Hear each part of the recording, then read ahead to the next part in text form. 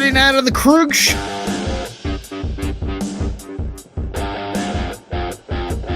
Can't hear you, Larry. We lost you, Larry. Larry, you're muted.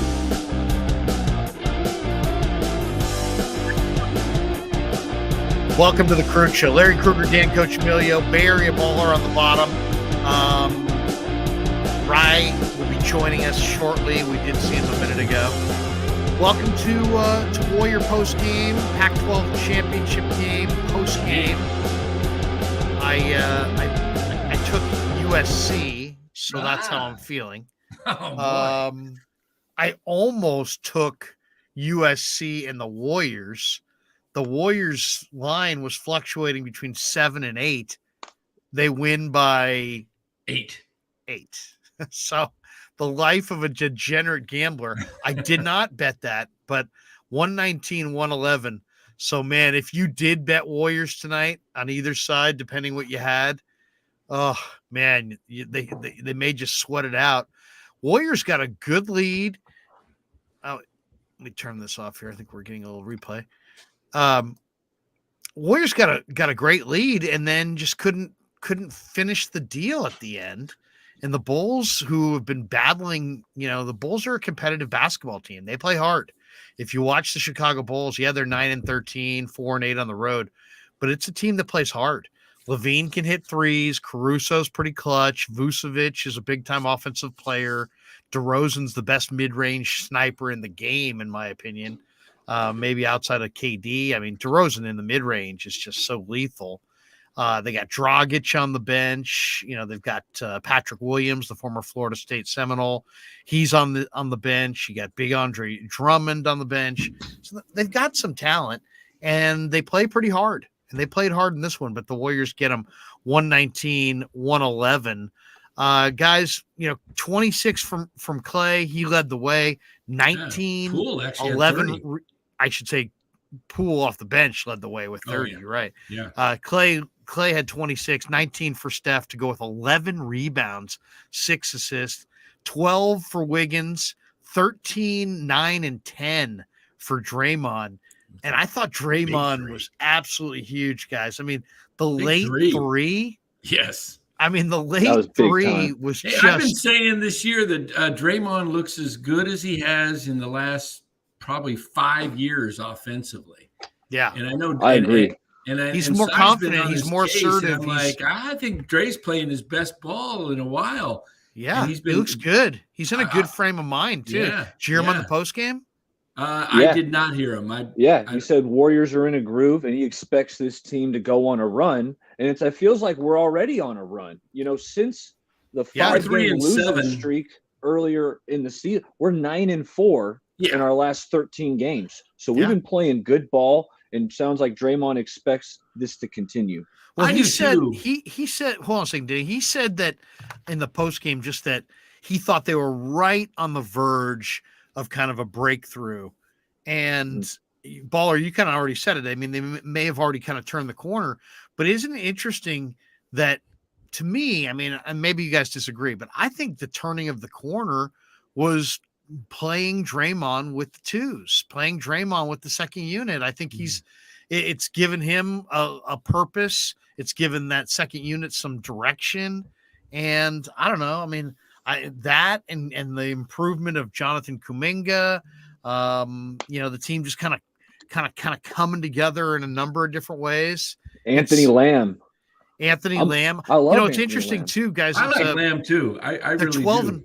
They're 12 and 11, but it's like the NBA, even though it's an 82 game season, I was saying this to Rye the other day, that in some ways it's kind of like 10 game seasons, because 10 games is a lot of games for a team's personality to come through. And then you can get into like a good 10 game run. You can get into a bad 10 game run, but after their initial deal where they really weren't playing any defense, if you look at the numbers, I mean, they're playing better defense overall. And that's a big part of it, I think. I mean, what do you guys attribute the turnaround to? Because I'm looking at some of the numbers like in the pregame today. And it kind of shows that, they got off to that terrible start, and then they've played a lot better defense, really in the last, let's say, 10 to 12 games. Let me see if I can find. Yeah, I mean, obviously Luka had the Mavericks beat them on the offensive glass, and Clay got a late 3-point attempt, and it went out. And the Warriors did have some turnovers down the stretch in that game, but it's that, to me, moving Draymond Green to that second unit, 10 days ago, has just been absolutely huge. So it's Poole, DiVincenzo, Kuminga, Lamb, Green, and they look good in Dallas in 2 stretches, and I just think that's one of the reasons for the turnaround. What do you guys think when you're watching them right now? Yeah, I like Draymond playing with that second unit. It's definitely improved, and I don't want to pile on the kid, and I know James Wiseman. It sounded like he had a great game in Santa Cruz. What'd they say? Yeah, Fitz said during the game, Wiseman had 26, I believe 12 boards, couple blocks. Sounded like he had a really good game down there. But, when he was playing with the big boys, he was getting exploited out there on defense. Teams were going at him in pick and roll situations. When he was on the court, James Wiseman had a big target on him. They were constantly running him in actions and getting good looks. So now that, he's obviously not getting minutes, that's one theory that, the kid is not out there to be exploited defensively, and that could be part of the improvement. Yeah, I think that's part of it, Baller. Also, the Warriors, they started kind of, not much training camp, and then going to Japan, not a lot of time to work. Anthony Lamb was signed late, and when they came back and they started off kind of slow, and then they started playing Lamb a little more, and they started actually they had about a 4-day break where they were able to actually practice, and they started, getting able to start practicing. Then they had that team meeting, and things have really kind of turned around then, since then, with the defense, Green on the second team. Just getting back to Warriors basketball, which is moving the ball around, cutting to the hoop, driving the center of the down the key, dishing it off for an easy layup or dunk. If it's not open, kicking it out to an open 3. You notice tonight that when the Bulls got back in the game, the Warriors, the last 6-7 minutes or so, when they went cold, they stopped running their offense. They just started hoisting threes, and things got real stagnant there. Yeah, and when they get stagnant, they are beatable. But when they run their offense and play defense, they're tough to beat. It's here's the thing: when you have a young group of guys off the bench, you're gonna have to just kind of roll with it. I mean, like Kuminga tonight. 1 point in 11 minutes, 3 rebounds, 1 assist. The other night, he was phenomenal. He's played some of his best basketball recently. So you're just going to have to kind of roll with it a little bit. But I just think that Draymond Green is found a comfort zone in, with this club this year, where his offense is a little bit more present. So you got to account for him. He's shooting the ball with more confidence. He's now, he's always been an assist monster, 10 more tonight. But what I liked in this game was they need him on the glass, especially with Wiseman in the G League and them being undersized against most NBA front courts. They need him on the glass. And even though Steph's a phenomenal rebounder and there's Looney there, Green's got a rebound. And tonight, 9 rebounds all on the defensive end. I mean, just clearing the defensive glass is that's a major positive for him. But this was, in a lot of ways, the other thing I liked about this game was Jordan Poole had it going, and they fed him.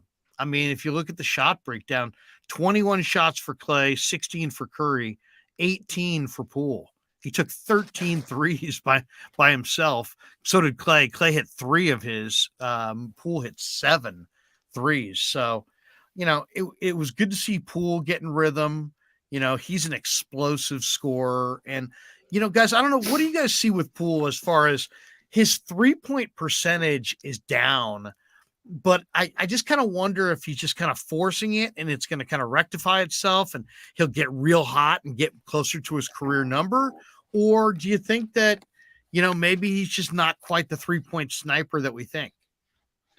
I think he takes a lot of tough threes, Larry. When he's taking these step backs and these side steps, like it's hard to square yourself up and really get in rhythm. Whereas, if you're catching and shooting open threes, the percentages are going to be a lot better. So I think he's a great shooter, whether it's at the 3-point line, the free throw line. I think he's a terrific shooter. But when you're taking difficult shots, that's what's going to drop your percentage. Rye, what'd you think? You're the last one in the room tonight. What'd you think of the win for Golden State? We're really coming on after two things. Warriors get the win, and then Utah beat SC in a real physical college football game. Pac-12 championship goes to the Utes for the second consecutive year. And in this game, I don't know, did anybody besides me watch it? You did watch it? Yeah, there was you got to check this out. Cam Rising. Oh, when he got hit? Lit up. And he didn't have his chin strap buckled, and the helmet went flying. And it's one of the, I mean, you call it a highlight. I don't know if I call it a highlight, but it's one of the most compelling hits on a quarterback. I mean, it wasn't a highlight. It wasn't a low light. It was a rising light. That's bad. All right, for that right there. All right. We're gonna save that. All right, Dan's still working on his material. All right, he's gonna be at Cobb's Comedy Club. That's why, Dan's gonna be at the Chuckle Hut in Dayton on the 19th. 2-drink minimum. Tip your waitresses. Danny's just getting warm, folks. So let's everybody give him a nice hand when he comes back out here. That's Dan Coachemilio. We living in a 55 and over community and living well. All right, and we will be handing out some completes at the end of tonight's performance. Look under your seats. Everybody's got one. All right. That's my Oprah. All right, guys. But no, Ryan, what'd you think? What'd you think overall of the performance? Warriors game? Dan, you're muted. I mean, that kind of material. I mean, it has to be. Yeah. I mean, I'd say slightly positive just on the fact that it's kind of the game you got to take care of. I mean, Bulls at home. I mean, how about that stat? It's getting a little like Warriors Spurs-ish. The fact that the Warriors have now beat the Chicago Bulls, who have been pretty good, honestly. Like at least last year, 15 times in a row. So yeah, I mean, it was an overall good game. I like to see that Steph kind of took a step back and that Poole had a good game, but I don't know. I just can't shake the feeling that like Poole's not a front runner, but I don't know. It just feels like a lot of his games where he like scores like 30 plus are in like very positive, I guess you'd say maybe game scripts for a Jordan Poole. And the Utah, by the way, and also Utah, I thought they would take those cheeks, and man, did they out tough the Trojans. That was a brutal look. I thought it was over like when it was like what 17-7. Yeah, Twitter was all over. Yeah, 17-7. 17. Yeah. Was it 17-3? It might have been. Yeah, they were down 2 touchdowns. Absolutely, it was sweating. 17-3 SC, and then Utah exploded and just was awesome. And their defense, Utah's defense, if you look at the faces of the other teams in college football, it looks like kids. Utah's defense looks like the Niners. I mean, because of the Mormon. I'm just saying they're adults. Yeah, I mean, it's like they either have old guys or their guys just look old.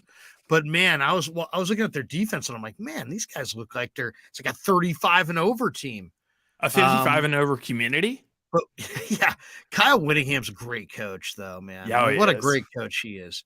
Great coach to you too.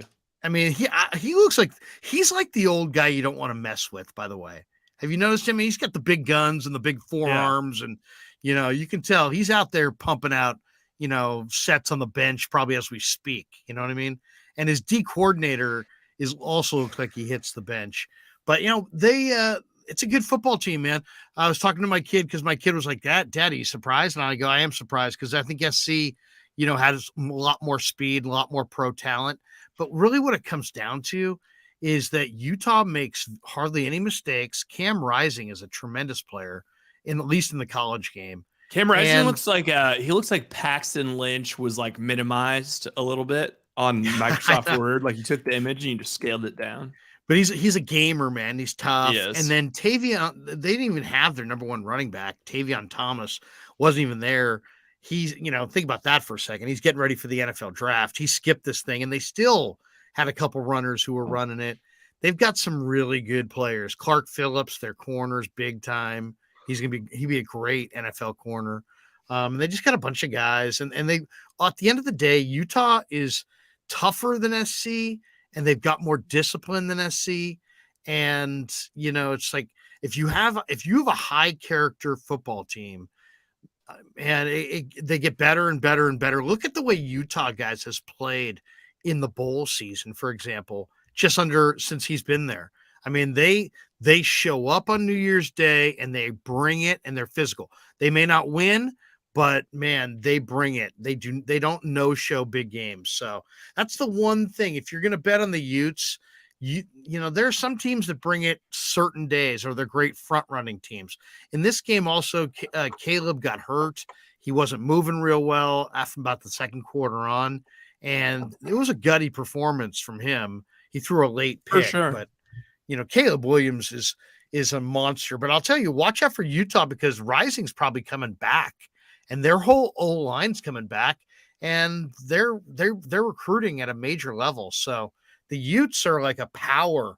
People talk Pac-12 football. They don't talk about the Utes, but you got to feel bad for the Pac-12 too. I mean, in some ways they can't get out of their own way.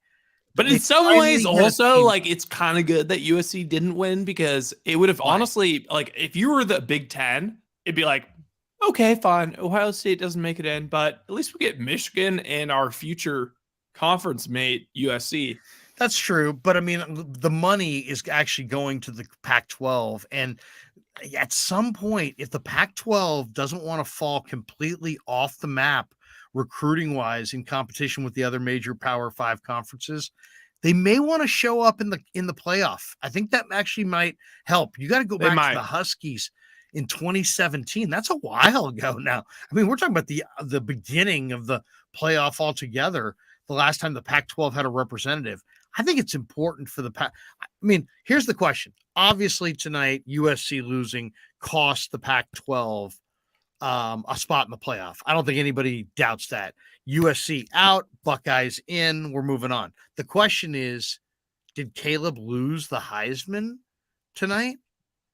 Because that's also up in the air.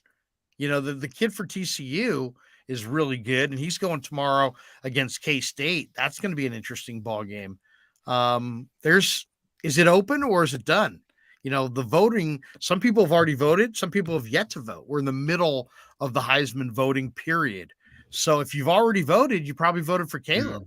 Well, I'll tell you, if I'm on that committee tonight, maybe you're going in a different direction. If I'm on the committee for the playoffs, I'm putting Alabama in over Ohio State.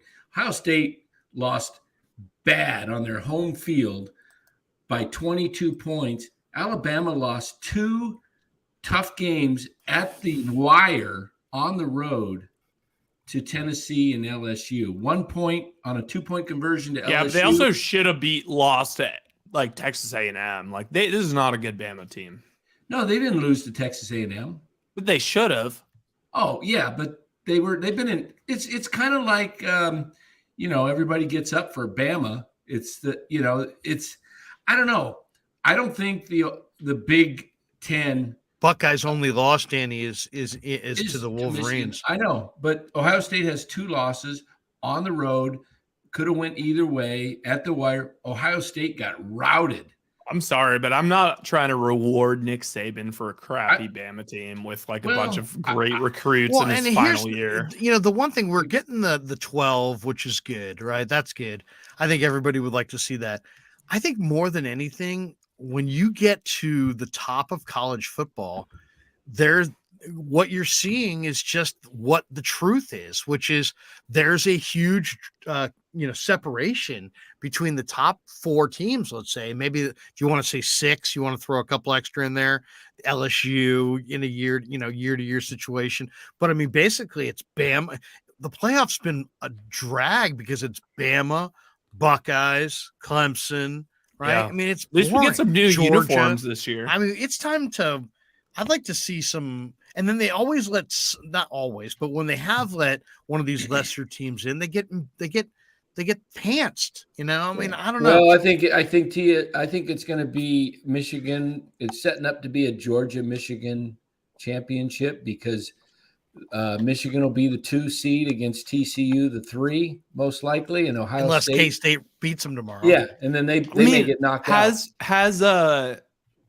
What's the USC's coach's name again? I forget him. Lincoln Riley. Has Lincoln Riley advanced to a championship game yet? No, he just had that 1 year with Baker where he came very close. He gets routed in the semis. Generally. I mean, as far as I'm concerned, his teams are soft. Yep. His quarterbacks have been they're good NFL quarterbacks, I guess, but I mean, you could soft. I mean, what happened to SC tonight? I mean, it was like the bottom fell out. Utah had that turnover. SC didn't capitalize, and then Utah just never looked back. Just kept making huge play after huge play.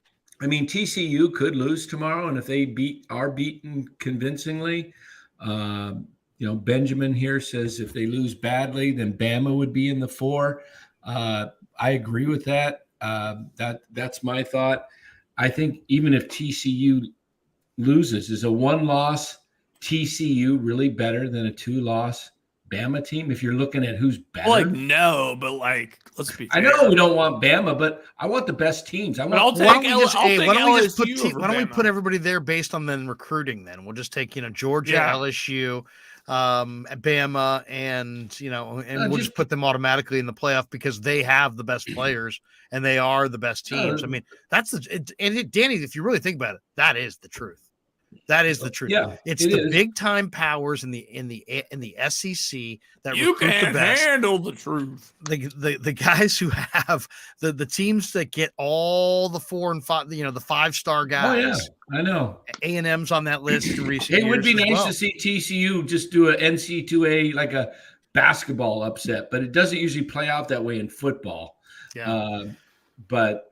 So anyway, we get the college game. We can talk a little Warriors, but I feel like Baller's here, so we should talk a little Warriors or a little Niners. You talk a little Niners too, huh, Baller? Oh, I talk a lot of Niners, but I did want to talk about the Warriors on offense because before it got bogged down the last 6 or 7 minutes of the game, I thought they were putting on a clinic. Yeah. They were picking the Bulls apart. How many bounce passes in the pocket did we see for layups? Klay Thompson, I know the 3-point percentage was bad, 3 of 13 from 3, but the way Klay was attacking the rim, the Bulls were really closing out hard on him, and Klay was getting by him, finishing at the rim with the finger roll. I really like to see that. I think Klay has really stepped it up the last 5 or 6 games, and not only that, but I thought it was funny. Remember when Steph threw that long pass to Draymond, right? And Draymond went up and caught it. And Fitz referenced, if Draymond was a tight end, he'd be big time. Well, actually, Draymond tried to play a little football at Michigan State. I don't know if you guys have seen that clip going out there where he couldn't block anybody. He couldn't catch the ball. He looked like he was scared to get hit. So I thought that was funny. But other than that, like you said, Draymond was big time. That's why I had to put on the Draymond shirt because he was sensational. Look at that. It's got the full beard and the whole deal. Though I don't know if we see that again. That doesn't look a lot like I think it's not bad.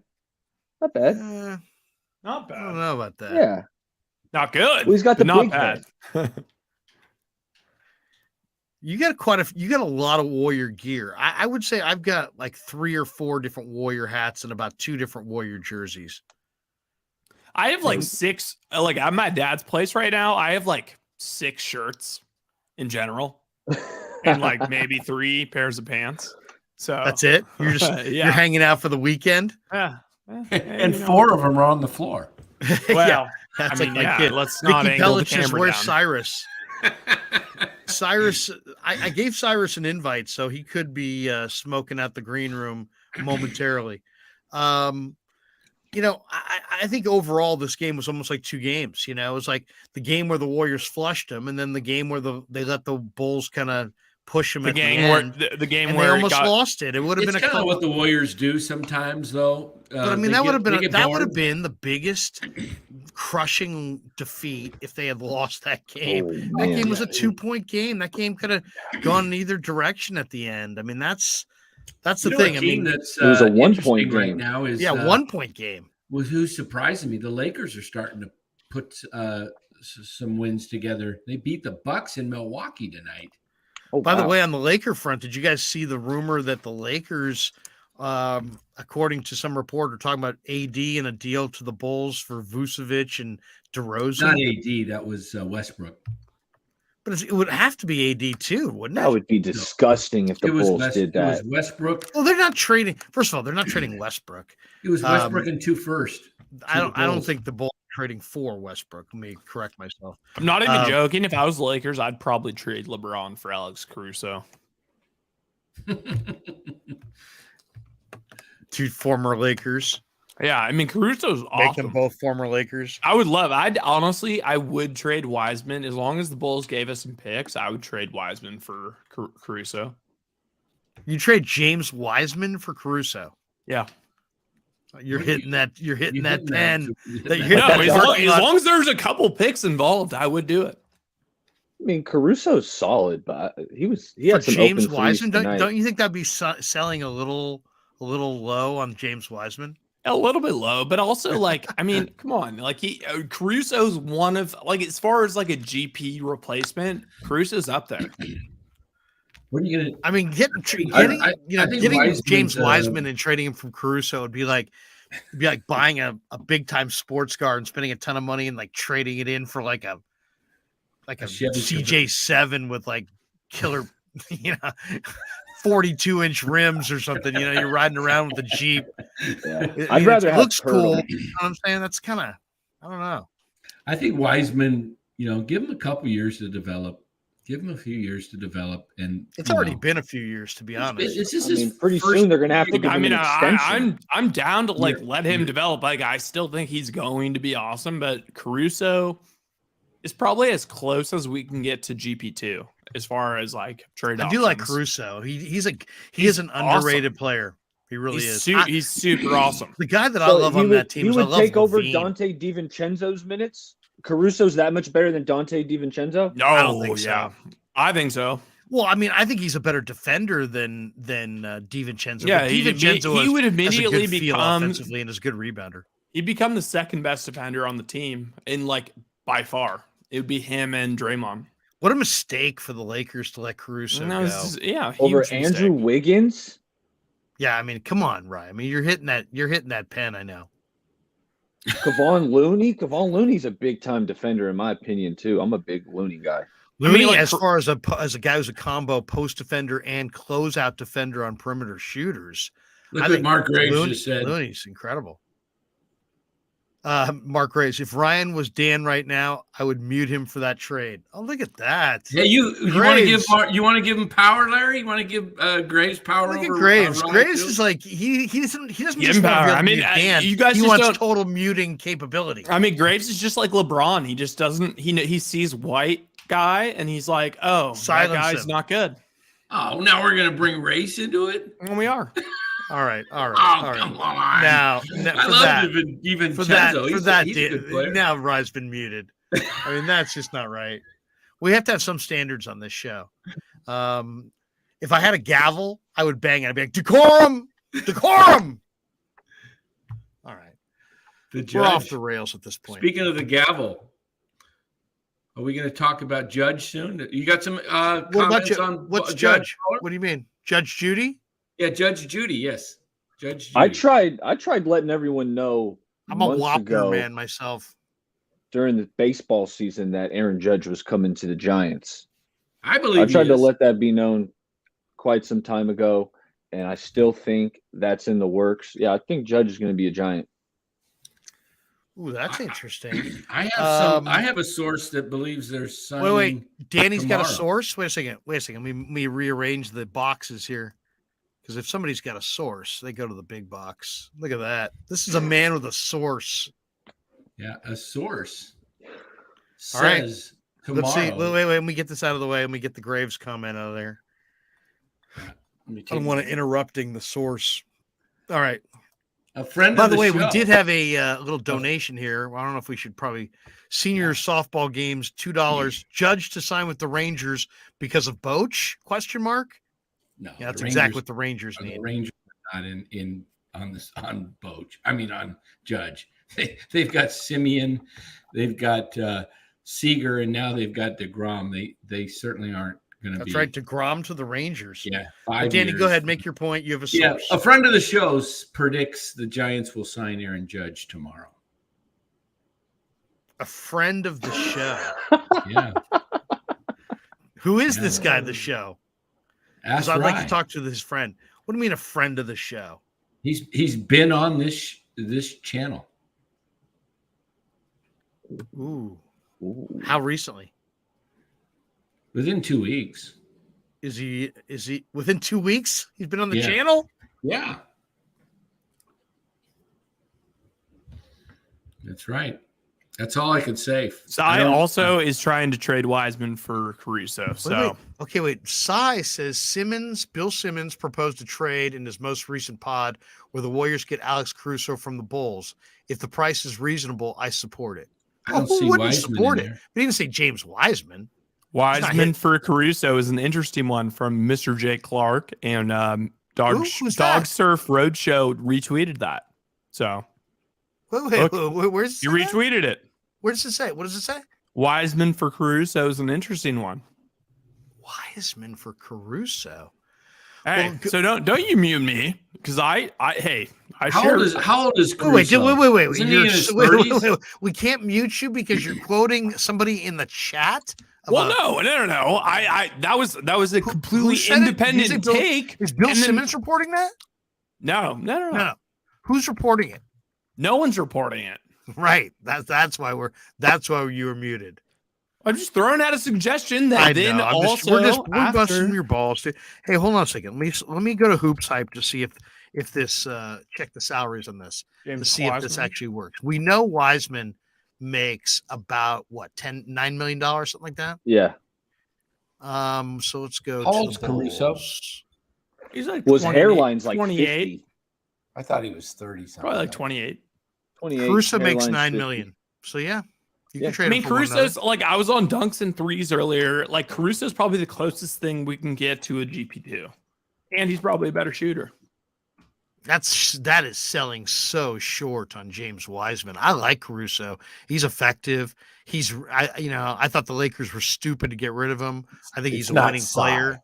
But when you say picks, I think I need more than just Caruso. I need something more. They have Dalen Terry, the Arizona kid. I want him for sure. I might want Dezunmo or whatever, who played for Illinois, who's really athletic, young. Yeah, he had good energy tonight. Yeah, I mean he's athletic. I want a couple other pieces. I'm not just trading James Wiseman for Caruso, but I would make it the foundation piece if you threw in the Illinois kid and the Arizona kid and maybe some picks. I know they're shopping Kobe White, but I don't know that Kobe White fits. What do you guys think of Kobe White? I've never been a Kobe White guy. He's mid. He's super mid. Yeah. I mean, Gary Payton also has not played a game so far this year. Right.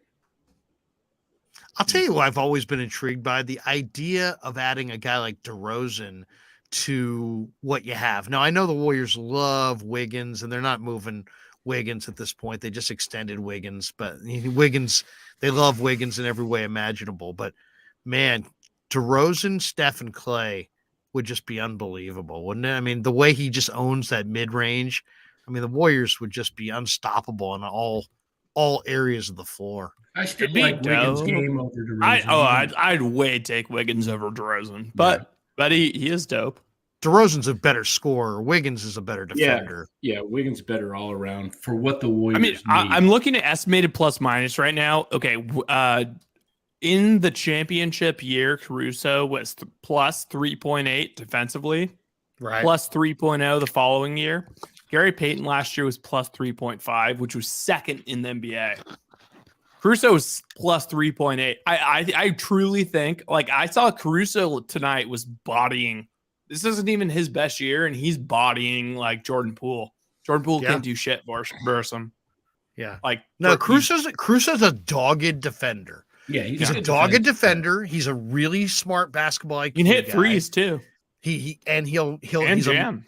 He's a guy who's, you know, has a lot more gets his hands on a lot more basketballs than you would ever think somebody of his athleticism to do. He had 6 assists tonight. Skin color.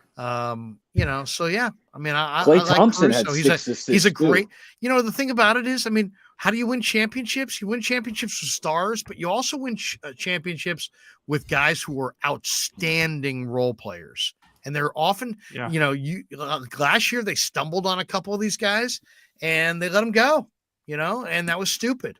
But, you know, they didn't want Otto Porter, and yet he's a really good rebounder, 45% three-point shooter. They decide they couldn't afford GP2. He's a lockdown defender. He was a major key to your second unit. So I understand you can't pay everybody, but, you know, it's amazing how important some of these role players really are. So yeah, if they, you know, well, you know, it'd be interesting to see what are they going to do. You know, are the Bulls going to shake it up? Do you guys expect the Bulls to make trades? I mean, I've seen rumors tied to DeRozan, Vucevic, Caruso, really almost everybody but Levine. Well, what's up with Ball? Because if Ball comes back, man, I feel like the Bulls do have some talent. You know, they have some talent to like go out maybe in the second round at their absolute peak. Yeah, it's a deep league, but they've got some nice pieces. I mean, DeRozan, Vucevic. I mean, the only thing is Vucevic is probably at the peak of his career. He had 23 and 11 tonight. I've always liked him. He's probably one of the most underrated, really good players in the league. I mean, this guy's been putting up numbers in Orlando. He shoots the deep ball well. You know, I mean, if he were on a better team or on a team that won more, don't you think Vucevic would be getting a lot more love than he gets? Because, I mean, he's just one of those really good NBA big men who's got great range on his shot. And it's like you would name a ton of centers before his name would ever come up. And yet he's really, really solid. I mean, in some ways, you know, it's like Vucevic is the kind of big man that, you know, would really impact a team like Golden State because he's got the ability to shoot it. And he's also, you know, an established guy who's going to do his thing, as opposed to, like, if I was Golden State, I'd be interested in a deal with Wiseman if I could somehow grow the deal and get Vucevic coming back. I'm not even joking. I think we could get Vucevic because they're kind of hurting on the Vucevic deal at this point. They traded a couple of first-round picks for him. I got to look up the deal. I mean, it makes $22 million. So it's not like you can just. I mean, the cap's going up. To move. So. No, but I mean, you'd have the way the league works. You'd have to move $30 million back to the Bulls to make that happen. To make that trade happen with Caruso. So who counts for $30 million? Well, you know, James Wiseman's 9, but then you're gonna have a hard time coming up with $30 million on this team. So I don't know if it works. Okay, the original deal was Vucevic and Al-Farouq Amino to the Bulls in exchange for Wendell Carter and Otto Porter Jr. and 2 first-round picks. I got to see what those turn into. Yeah, I like Vucevic. Him and like Valanciunas. I also like Jonas Valanciunas. He's a boss. Yeah, he's a really good player. Steven Adams is a guy who's I've always been a fan of, just his rugged style. But I don't think any of these guys are coming our way. Even coming up with Vucevic's $20 million is a tall task, in my opinion. Yeah.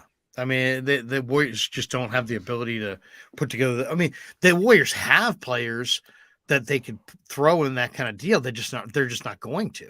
You know what I mean? I mean, they're not going. The guys who make big money for Golden State aren't going anywhere. Curry makes 48, going nowhere. Clay makes 40, going nowhere. Wiggins is making 33. He's not going anywhere. Green makes 25.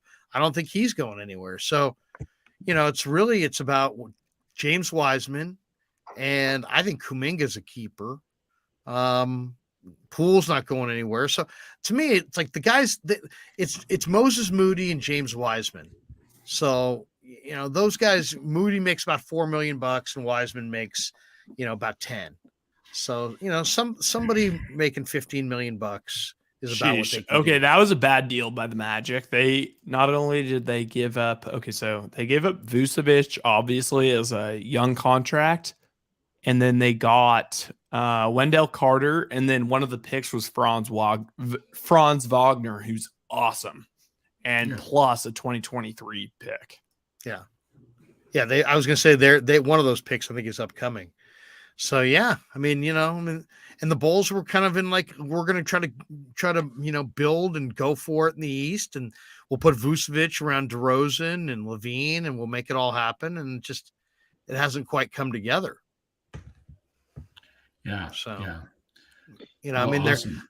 I think they're still they're a playoff team in the East if they get it going, but they're not their current thing. They're not doing any real damage, I don't think. Let's what did you guys, as far as the baseball front, what are we hearing? What's the latest, Danny? You're saying you've got a source that says that Judge is going to be a Giant.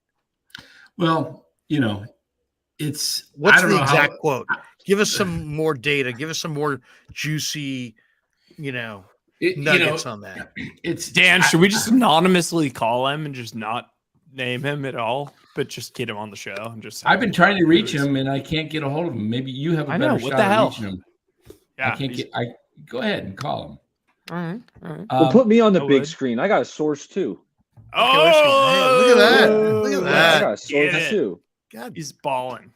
Baller, go for Dan it. out of there. Yeah. Get the man with the Warrior hat and the big square. Yeah, well, I'll go get my Giants jersey here in a minute. But okay. While the Juan Soto trade talks were surfacing, right? Obviously, Giants fans, including myself, it was, hey, we got to get Soto. Let's go get Juan Soto. And I got a buddy who said, hey, be patient. Soto isn't the guy they want. They want Judge. Judge is the guy they covet. End quote. That being said, I still believe it. Judge has been out here how many times? You're hearing the meetings are going well. Is the source just an average guy walking down the street, or does he have somebody? No, it's someone he's in the building. He's in the building. Oh, okay. Did you guys? I know. You guys. Very, very busy people.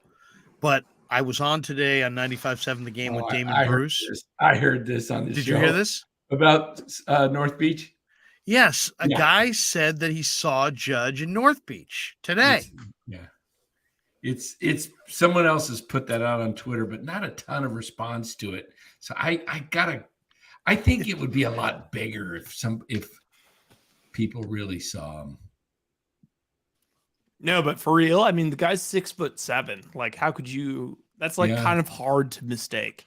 I mean, I would say if that's true, it was a source. A guy called the station, said, "I saw Aaron Judge in North Beach today." Yeah, I mean, let's connect the dots. Dan's got a source. We're seeing Judge in the city. My guy's telling me Judge is coming. I mean, you just gotta connect the dots. We're getting the home run for Wiseman right here. I mean, that's it right there. And Danny is looking perplexed. Danny, I'm trying to go through. Give us your source. Who's your source, Danny? Damn it. Ryan knows him much better than I do. Oh. Is it Ned? No, it's let's just say it might be Ned, but it's definitely not Ned.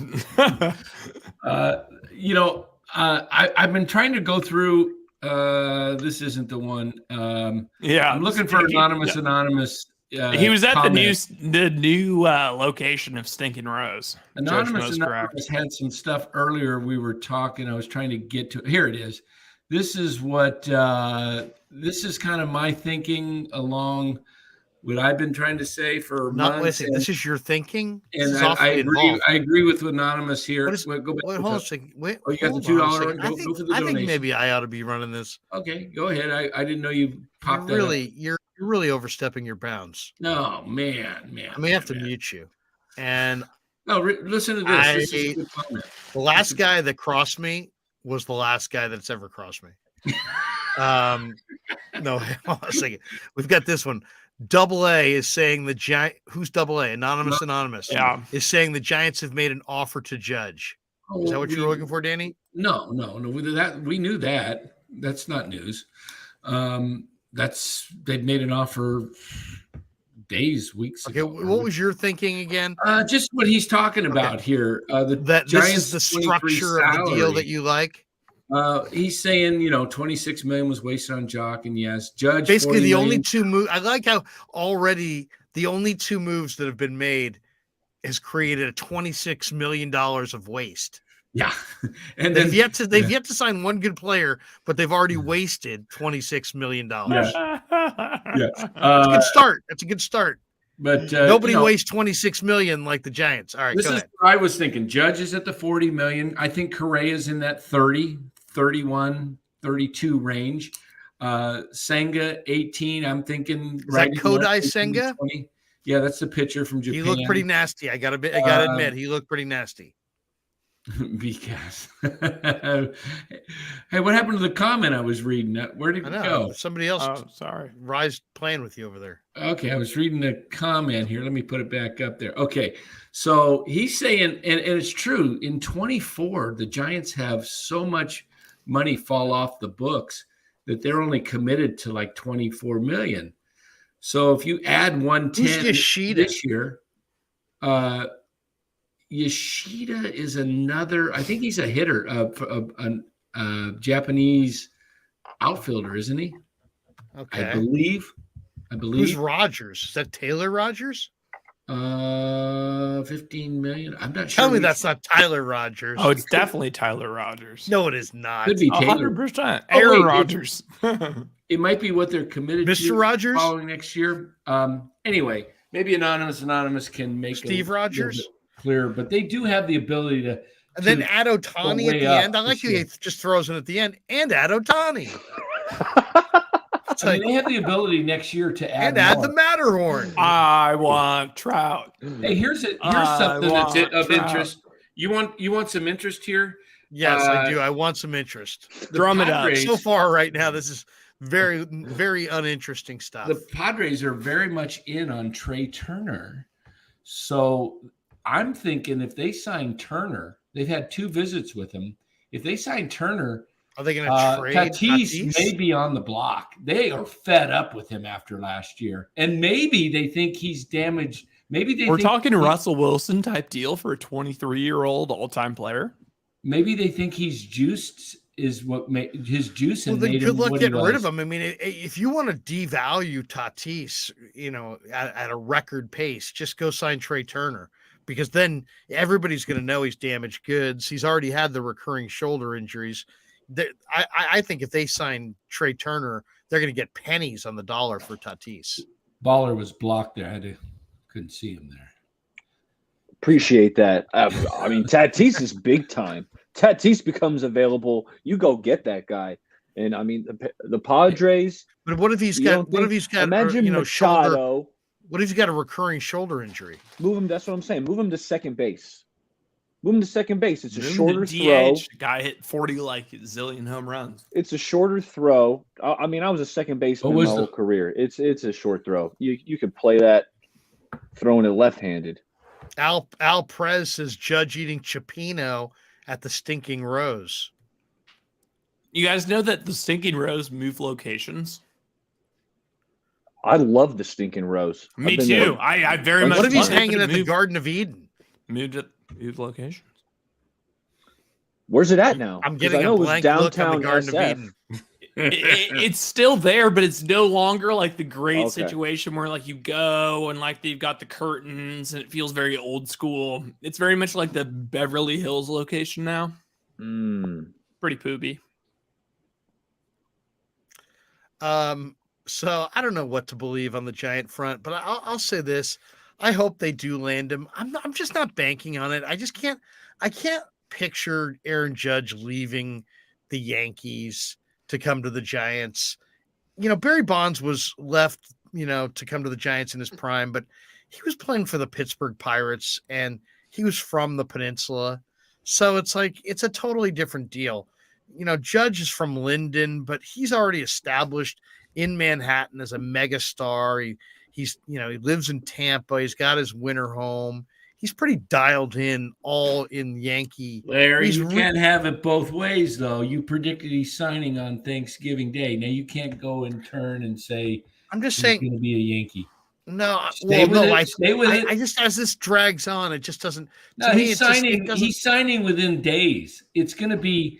I just want to be realistic. As a Giants fan, 96 let's be honest. Let's be honest. The Giants talk a big game. If what we've seen recently is who they are, and I think it is, then Aaron Judge gets put through the Farhan Gabe machine, and it spits out an overpay for Brandon Nimmo and Mitch Haniger. If they were NBA really GMs, that's the direction. I don't think. Let me just tell you, if they were NBA GMs on what they're going to do, I'm taking an overpay for Brandon Nimmo and Mitch Haniger. If they were NBA GMs, they would trade James Wiseman for Alex Caruso and picks. I like Brandon Nimmo. That's a hell of a leadoff hitter right there. I like Nimmo too. Get Judge and Nimmo. How about that? I'd rather have Nimmo over Correa. All right, my deal this summer I like Carlos Correa a lot. When we talked to him, the Giants were fading, and we said, what are they going to do in the offseason? My deal was go sign Judge, Nimmo, Correa, and a starting that's pitcher. Everybody. And your deal is go sign everybody, all the top players in the market. My idea was go sign Rangers Correa, got Judge, Simeon, Nimmo, and Seager last year. Now they got DeGrom. They're spending money. Yeah, Padres have Tatis, Machado, and Soto. I just get the feeling you heard Farhan. Freeman, I know we know who everybody's got, and they had Trey Turner. Farhan basically made it sound like, if you based on what he said this week, my interpretation is that they're waiting on Judge. They don't think they're going to get him. When he goes somewhere else, they'll quickly pivot and overpay for somebody from a position of weakness. I think that's what they're going to do. I think they're going to wait on Judge. He's going to tell him he's going to the Yankees, and then they're going to panic. And then here comes a lot of money for guys like Mitch Haniger, who's been hurt, and Brandon Nimmo, I like him, but I mean, They're like, we must restock our Brandon arsenal. I think you got egg on your face if they come back. I mean, the ownership knows that they have put this out there. They've made it. When they were in on the Harper thing, it was last minute. They weren't like going after him. And then all of a sudden, last minute, they tried to pull in. They have gone all out and made it very clear that this is what they want. And if they fail, and then they fail and not get one of the shortstops, and they pick up, I don't care if you get Nimmo, Haniger, and remember we did this last week. We did like who's out there, who they're rumored to be getting, and who they'll actually get.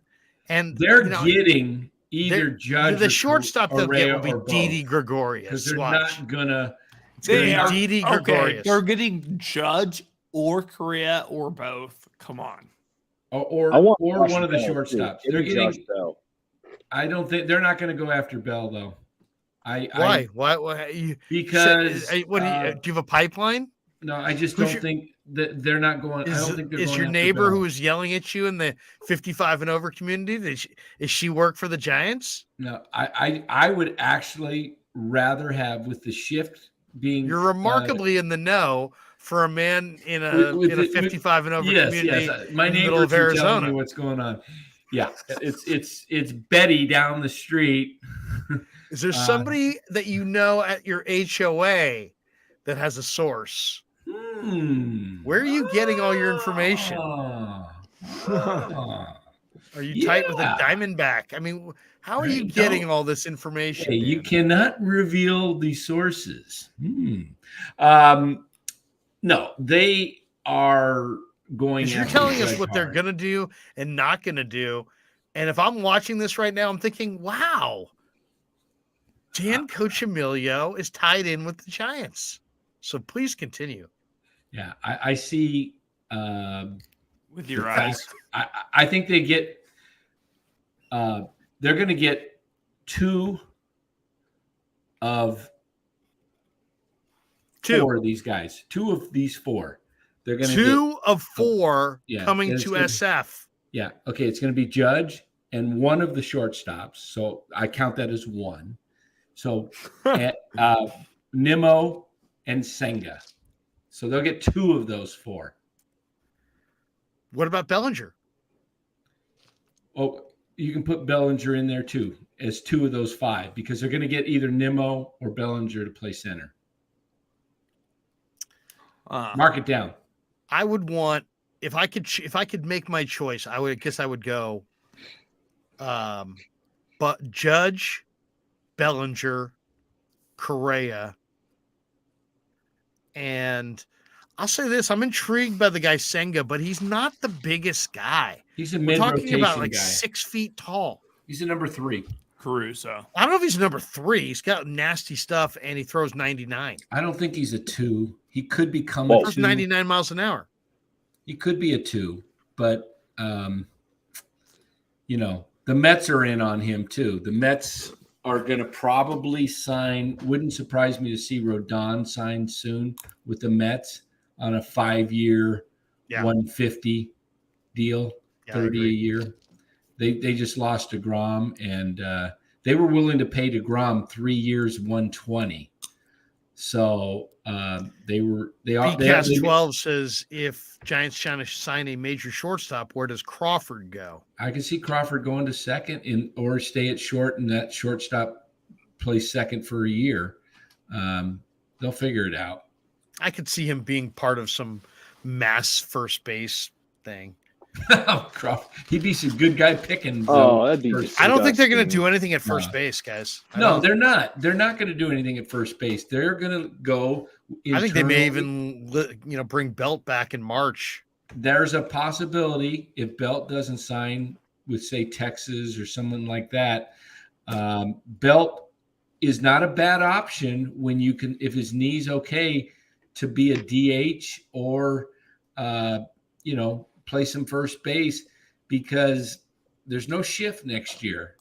And so Belt would have a lot more hits. Now, Mario Trutanic says, what hotel in San Diego are the meetings at? They're at the they're at the Manchester Hyatt, I believe. I think it's the Marriott. What are they calling it? I think I read it today. I think it said Manchester Hyatt. Is it the Manchester Hyatt? It may be. Look it up. Let's call the front desk and see if we can. Yeah, let's do that. Order some carne asada fries with that too. Give me some San Diego carne asada fries. Excuse me. We're looking for some street tacos. Yes, Coach Emilio. Thank you. Let's see where it is. Yes, SkeerMoney.com on the web. Where are San Diego Marriott Marquise? Is that where? That's where it's saying. San Diego Marriott Marquise. Let's San Diego Marriott Marquise. So it's going to be Brandon Belt and Lamont Wade Jr. And what about Wilmer Flores? Wilmer Flores, we still got him under contract? Supposedly the league owners, this is what I'm reading here, Danny. This is beginning Sunday. Team executives and agents from across the league will convene at the Manchester Grand Hyatt in San Diego for the annual gathering. This is from MLB.com. 2022? Yeah. Huh. Why is it saying Just get your hotel right, man? It's the Manchester Grand Hyatt. Everybody knows that. Come on, man. Anybody who's anybody knows. That's what I thought it was, but this is I'm just fucking with you. No, I am. That is it. That is the name of the hotel. It's going to be interesting. I'll tell you the Giants' big dilemma here, guys, is that the Giants' attendance was down by more than 800,000 at Oracle Park. So, they're going to be aggressive. They're looking for marquee players, and they know they've got a superstar void. And they know they need to drum up fan interest, and they know the Warriors are down the street, and that way more people are interested in them. And they know they're the third banana behind the Niners and the Warriors in their own city, despite the 3 championships. So they know who they are. I think that if I'm guessing, if they're even in this pursuit at all of Judge, and it's even viable, it's all coming from the ownership, not from Farhan. From what I've been told from a very good Giant source, that Farhan would much prefer to spread the money around than to spend it on one expenditure, one big player. He'd like to spread that money around. I know that's the practical thing to do. I don't know if that's the right business thing to do as far as tickets. Like one Aaron Judge, it's like, okay, so what if you paid him $40 million? You're already paying DeSclafani 12 and LaStella 12. So you're already paying $25 million for LaStella and DeSclafani. So would you take that money and add $15 million to it and give it to Aaron Judge? Yeah, I would. And it's not that crazy or anything wild. And that's if he got $40 million a year, which would blow away the Yankees offer by nearly $3 million a year? Or what would it blow it away by, Danny? Didn't we say that the Yankees offer was, what'd you say it was? You're muted. Yankees offer is $300 million, 8 years, $300 million, according to John Morrissey. Roughly, he feels that, and Jeff Passan, they all feel that's about what it is. So I think the Giants need to come in at a minimum of 40, 8 years at least. You're talking 320. Maybe it turns out to be a little more toward 325. I'm not sure, but they've definitely got to be higher than, and I think they will. I don't think the Giants will be short. If the media gets wind of it and Judge signs with the Yankees and it's because the Giants offer was low, the Giants fans will, I would hope that they don't even reach 1 million in attendance. That would be ridiculous. If they lose Judge over money after everything they've been saying all year, forget it. If they're going to play that game, you didn't want them that bad. So I think they're going to be over. They're going to match it at minimum if they've got an agreement with Judge, or they're going to be over. They're not going to be under. Here's the thing. Let's lay this out. Let's try to take the emotion of the whole thing out of this. Let's just be honest about this. What drives attendance? Is it the star or is it winning? Both. Because here's my thought on this, and tell me what you guys think. Now, it's hard to evaluate this because there was the pandemic, but we watched the Giants win 107 games. They won 4 more games than any other Giant team in history, and I got kind of a lukewarm vibe. Now, was that because of the pandemic? I think a lot of that was probably due to the pandemic. And I just don't know how much of it. How much of it is baseball's dying and it's an old man sport and it doesn't resonate with the public as much? And how much was it we're in the middle of the pandemic and people are wearing masks and everybody's fearful about germs and nobody knows what the pandemic's going to do to the economy, and that impacts how much money you can spend on entertainment and frivolous things like baseball games because you don't know about your disposable income. There were a lot of factors that really go into this thing that are, that are beyond even baseball discussions. But how much of it is that the Giants are losing their relevance and their connection to the Bay Area because they're boring as shit, as opposed to how much of it is just all these other things that are going on? Because ultimately, like, is it smarter? Is Farhan smarter to say, I want to spread that money around? Or are they smarter to go with an Aaron Judge, and then other free agents will see that Aaron Judge is a Giant and know that this is a place that's going to be, and then maybe they'll decide to come here afterwards for less because they're like, oh man, that's going to be a great place to be.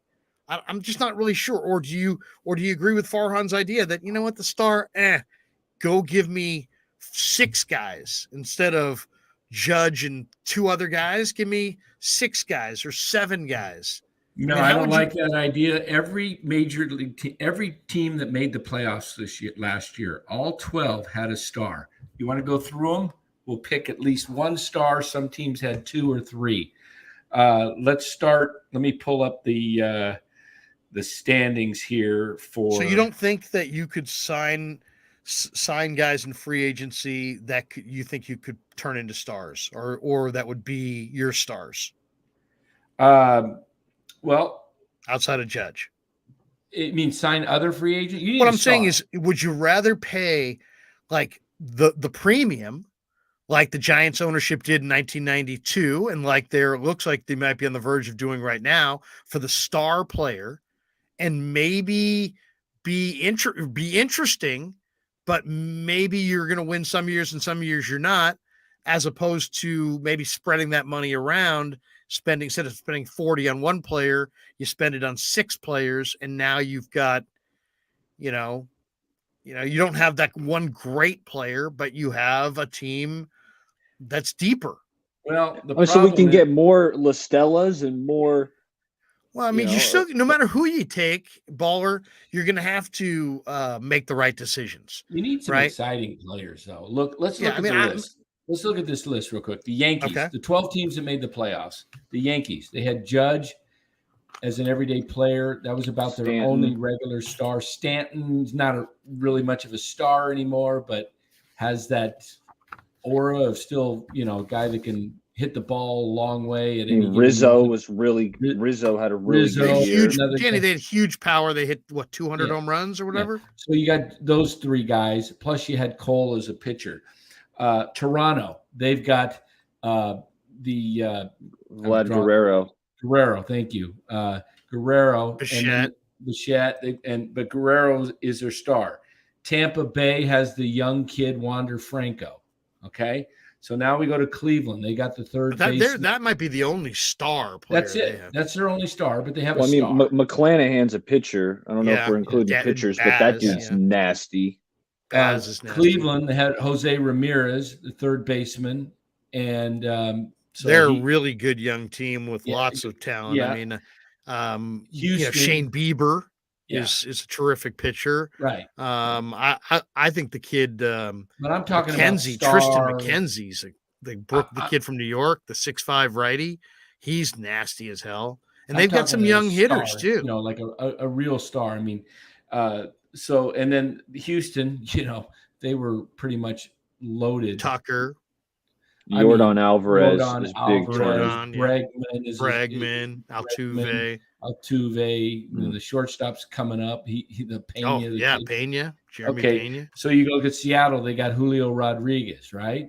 Okay, an up and coming, exciting star, a guy that you want to go watch that can change a game. Yeah, no, we get it. I mean, the Giants don't have a star. They need a star. Atlanta, stars. Mets, they had stars. Phillies had Harper plus some other guys. St. Louis had 2 stars, Goldschmidt and Arenado.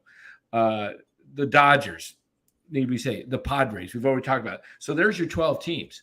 Giants' best player right now after Rodon is gone is probably Logan Webb, okay? And he's not a superstar. He's a pitcher. Who's their actual best player? They don't have a player that goes. They don't have a player. Think about that for a second. They don't have a player.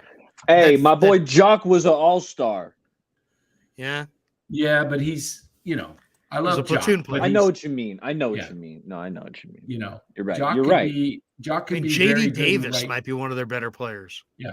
So the Giants have a huge problem. And this is why I believe they're going after Judge. If I'm the general manager or one of the owners, I'm serious. I'm not afraid to beg. I'm going to say, Aaron, we are a historic franchise. We've won 3 World Series in the last 11 years. We've got 8 titles. We're no schmucks. But we're begging right now. But right now, we're, we don't have any stars that we can, and we want to build around you. And we're willing to do what it takes, whatever it takes to get you. And we will not fall short. You mean that much? And you just talk to the guy like that. And you don't try and play. We're going to hold our cards close to our vest. I'm not going to let you. Well, there were. I'll say this. Farhan seems very concerned about getting the right deal as opposed to landing. That's why I say you I lose think every should time have you try and more get the urgency dang right deal. to land the fish and not worry about the exact deal. Because you're always going to overpay in free agency. It's about getting the right guy. And I just think the one thing with Judge is that Judge is the right guy from a marketing standpoint.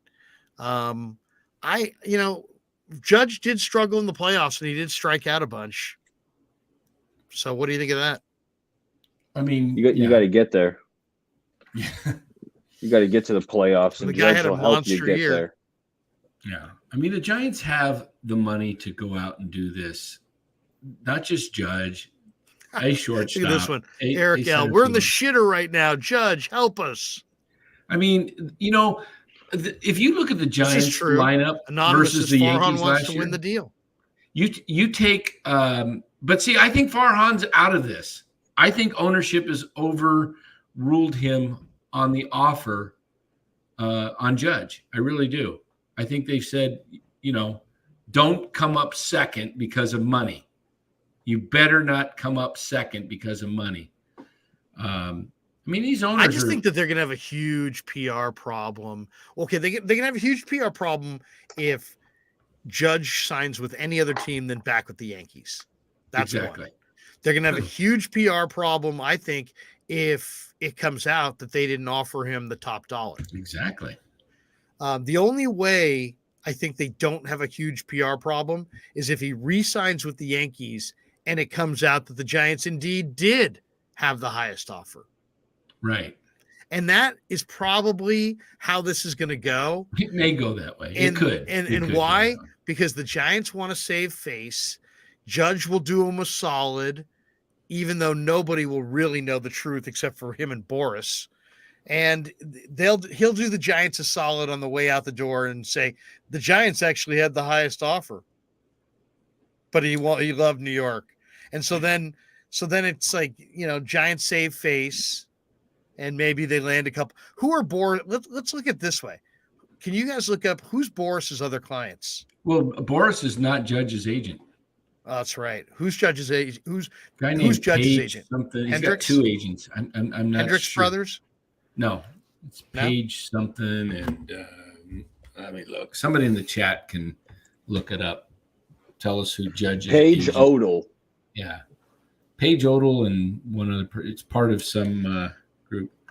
You can also make an argument that, that Correa, who's the youngest shortstop and a total blue chip player, is maybe a safer bet as far as how he's going to perform in the years ahead than Judge.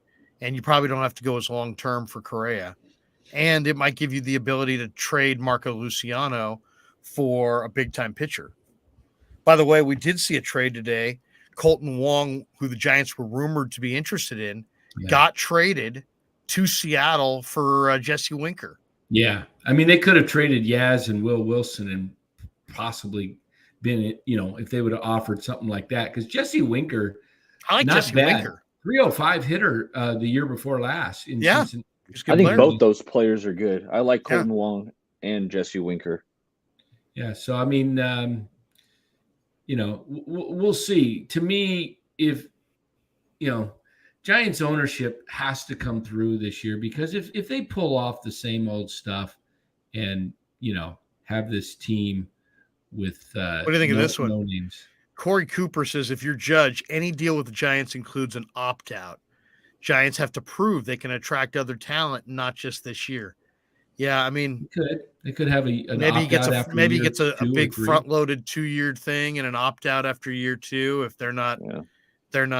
If I was a Giants fan, I would want that, because that basically is Judge instead of having the player with incentives, it's like the player has put the club on incentives. Like, hey, you know what? You want to keep me beyond 2 years? Build a champion around me. And that puts Farhan's feet to the fire. I don't love it typically, because what happens in these kinds of 2-year outs and long-term deals, you get a Johnny Cueto. He has an 18-win season. He has kind of a mediocre season. And then you've got to decide, do you want him to opt in or opt out? But there's so many years left on the deal that he opts in, and then wound up having Tommy John surgery, right? And look at Rodon. Rodon pitches so well, he opts out so he can get a mega deal. Right.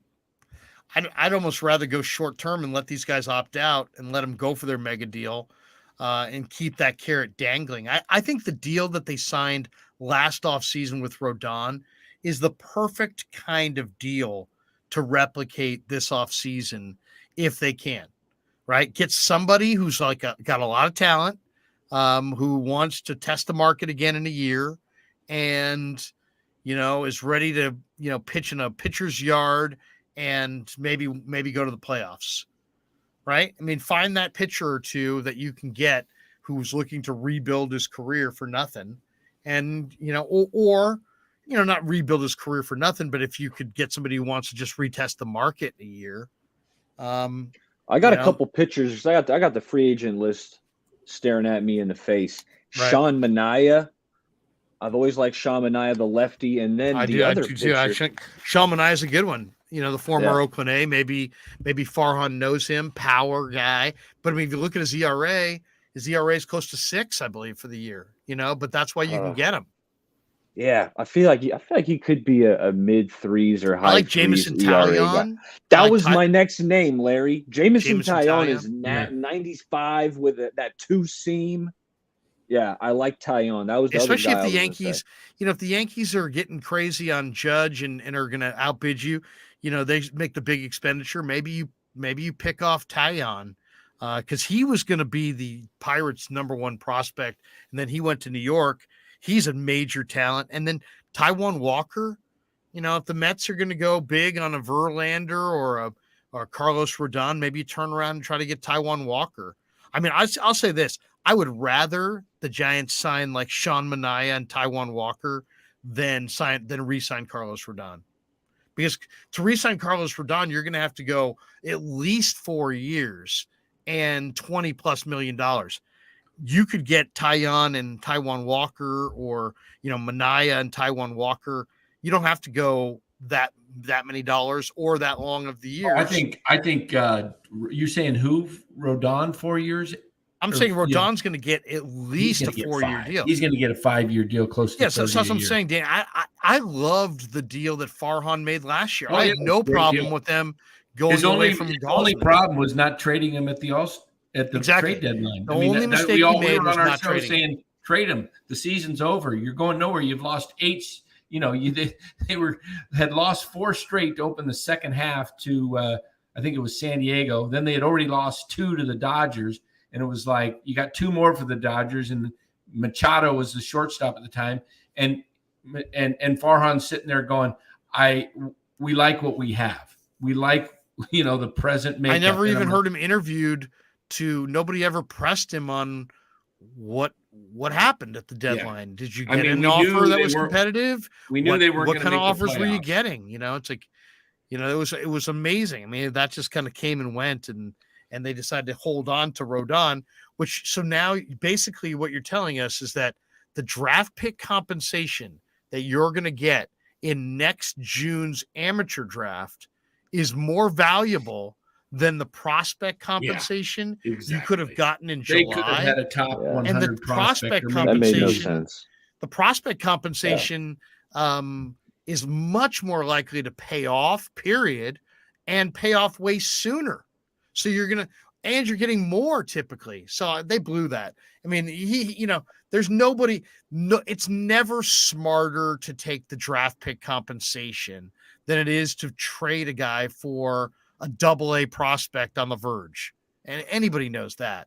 Because the MLB draft is the biggest crapshoot out of all the sports drafts. You can go look at the first round of a draft, from 5, 6, 7 years ago, and we're probably only going to know out of the 30 first round selections, we're going to know a handful. We're going to know 5 guys. Yeah, I mean, we can go back and look at drafts, and you'll see. I mean, it's rife with guys who miss. So if you can go find a guy who's like an all-star in the Texas League or Southern League or Eastern League at AA, that guy's like 1 or 2 steps away from the big leagues. That's a way more valuable player typically than a sandwich pick at the end of the first round or whatever it's going to be. But that's what they chose. So, what's amazing to me is the Mets. I mean, the Rangers offer for DeGrom. What was it? 5 years, 185. That's $37 million a year. I'll tell you who's just gloating right now is Scott Boras, because he's got Rodon, as his client. Rodon's price tag just went up because although DeGrom is maybe the best pitcher in baseball when healthy, he's 34 with arm, coming off a year with arm troubles. I think he only won like 5 games for the Mets last year. So is Rodon, now Rodon's price tag, I think goes up to 5 years, 160, like 32 mil a year. Yeah, I mean, that's crazy. I'll give you some guys that are even cheaper than the guys that we're talking about. I like Noah Syndergaard. He's only 30. I like Chad Kuhl. Chad Kuhl's 29. And then, real reclamation guys, Zach Davies, Mike Foltynewicz. Foltynewicz was throwing mid-90s. He's only 30. I mean, he should not be totally done right now. He doesn't have the secondary pitches, though. You're right. He has a good fastball, Foltynewicz. The slider, he was having bone chips in the elbow. So Foltynewicz, I like. Kenley Jansen, I like as a reliever. I really like Archie Bradley as a reliever. I like Andrew Heaney, who he missed some time this year, but when he was pitching, is he a free agent? Yeah, the lefty. He was good last year for the Dodgers when he was pitching. Also missed a chunk of the year, but someone you can get relatively cheap. Chris Bassett, Danny mentioned. I think Bassett would be a good one. Bassett, Walker, he's in his mid-30s, but he's a real solid pitcher. Would be good. I'm trying to find it, but I saw it Eovaldi, earlier. maybe. Eovaldi might not be bad. Yeah. Did you see that Eflin got 3 years, $40 million with Tampa Bay? That's a lot. Wow. No, I didn't. Hey, this is the year to be a pitcher. Guys are getting overpaid. Matthew Boyd got 1 year for $10 million with the Tigers. Okay, so pitchers, they're got paying the Giants premium. Signed. Yeah, they are paying premium price right now for pitching. Wow. So, the market is high on pitching all of a sudden, and they're going off. So I'm expecting more pitchers to come off the board here in the, this week. Maybe Senga, Rodon. The Kodai Senga is his name. He's intriguing from the standpoint there's no draft pick compensation at all. Yeah. There's no posting fee. He's not like he hasn't been posted, so you can just sign him to a contract. And he looks pretty refined, to be honest. I thought he reminded me a little bit of Nomo from the standpoint of he had the big breaking ball and he's throwing hard. I mean, you forget a young Hideo Nomo threw smoke. And this guy looks like he throws smoke and he's got a big overhand breaking pitch.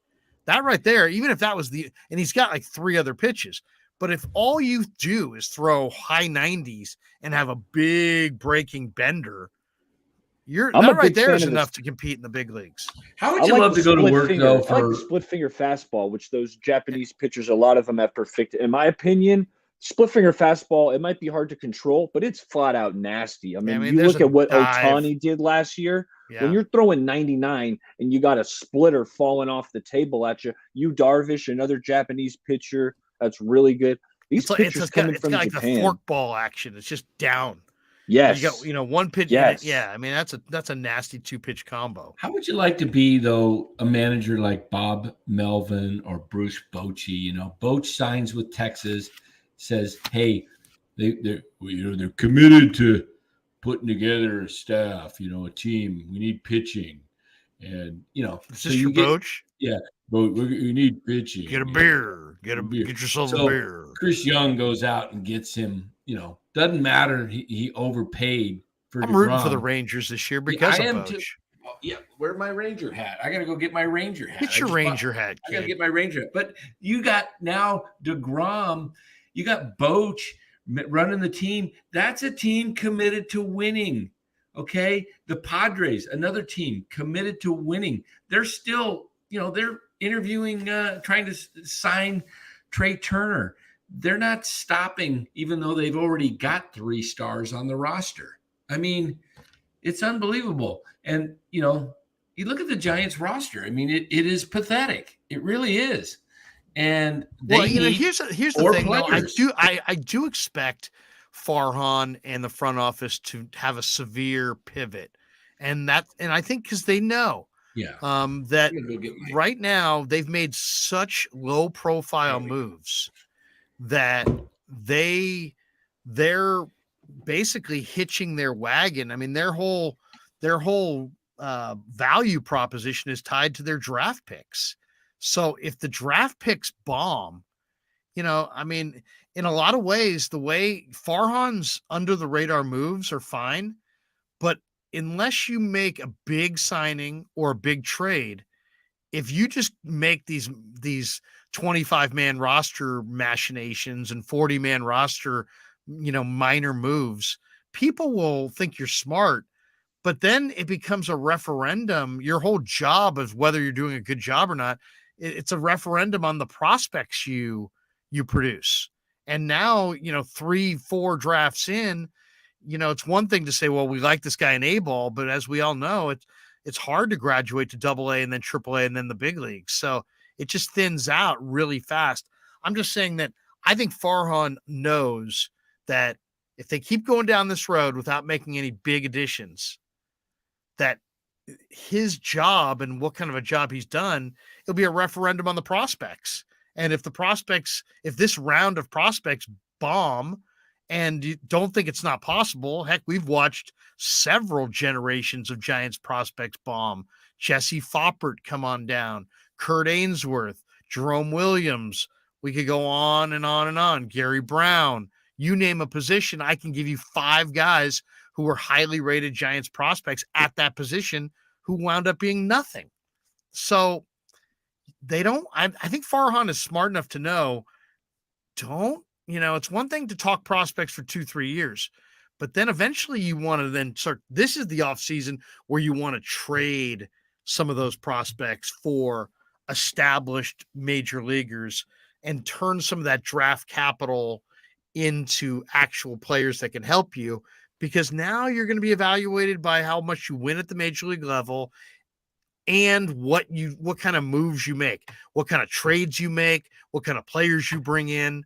And if it's all tied to Marco Luciano and Hunter Bishop, that could be looking really bad in a year.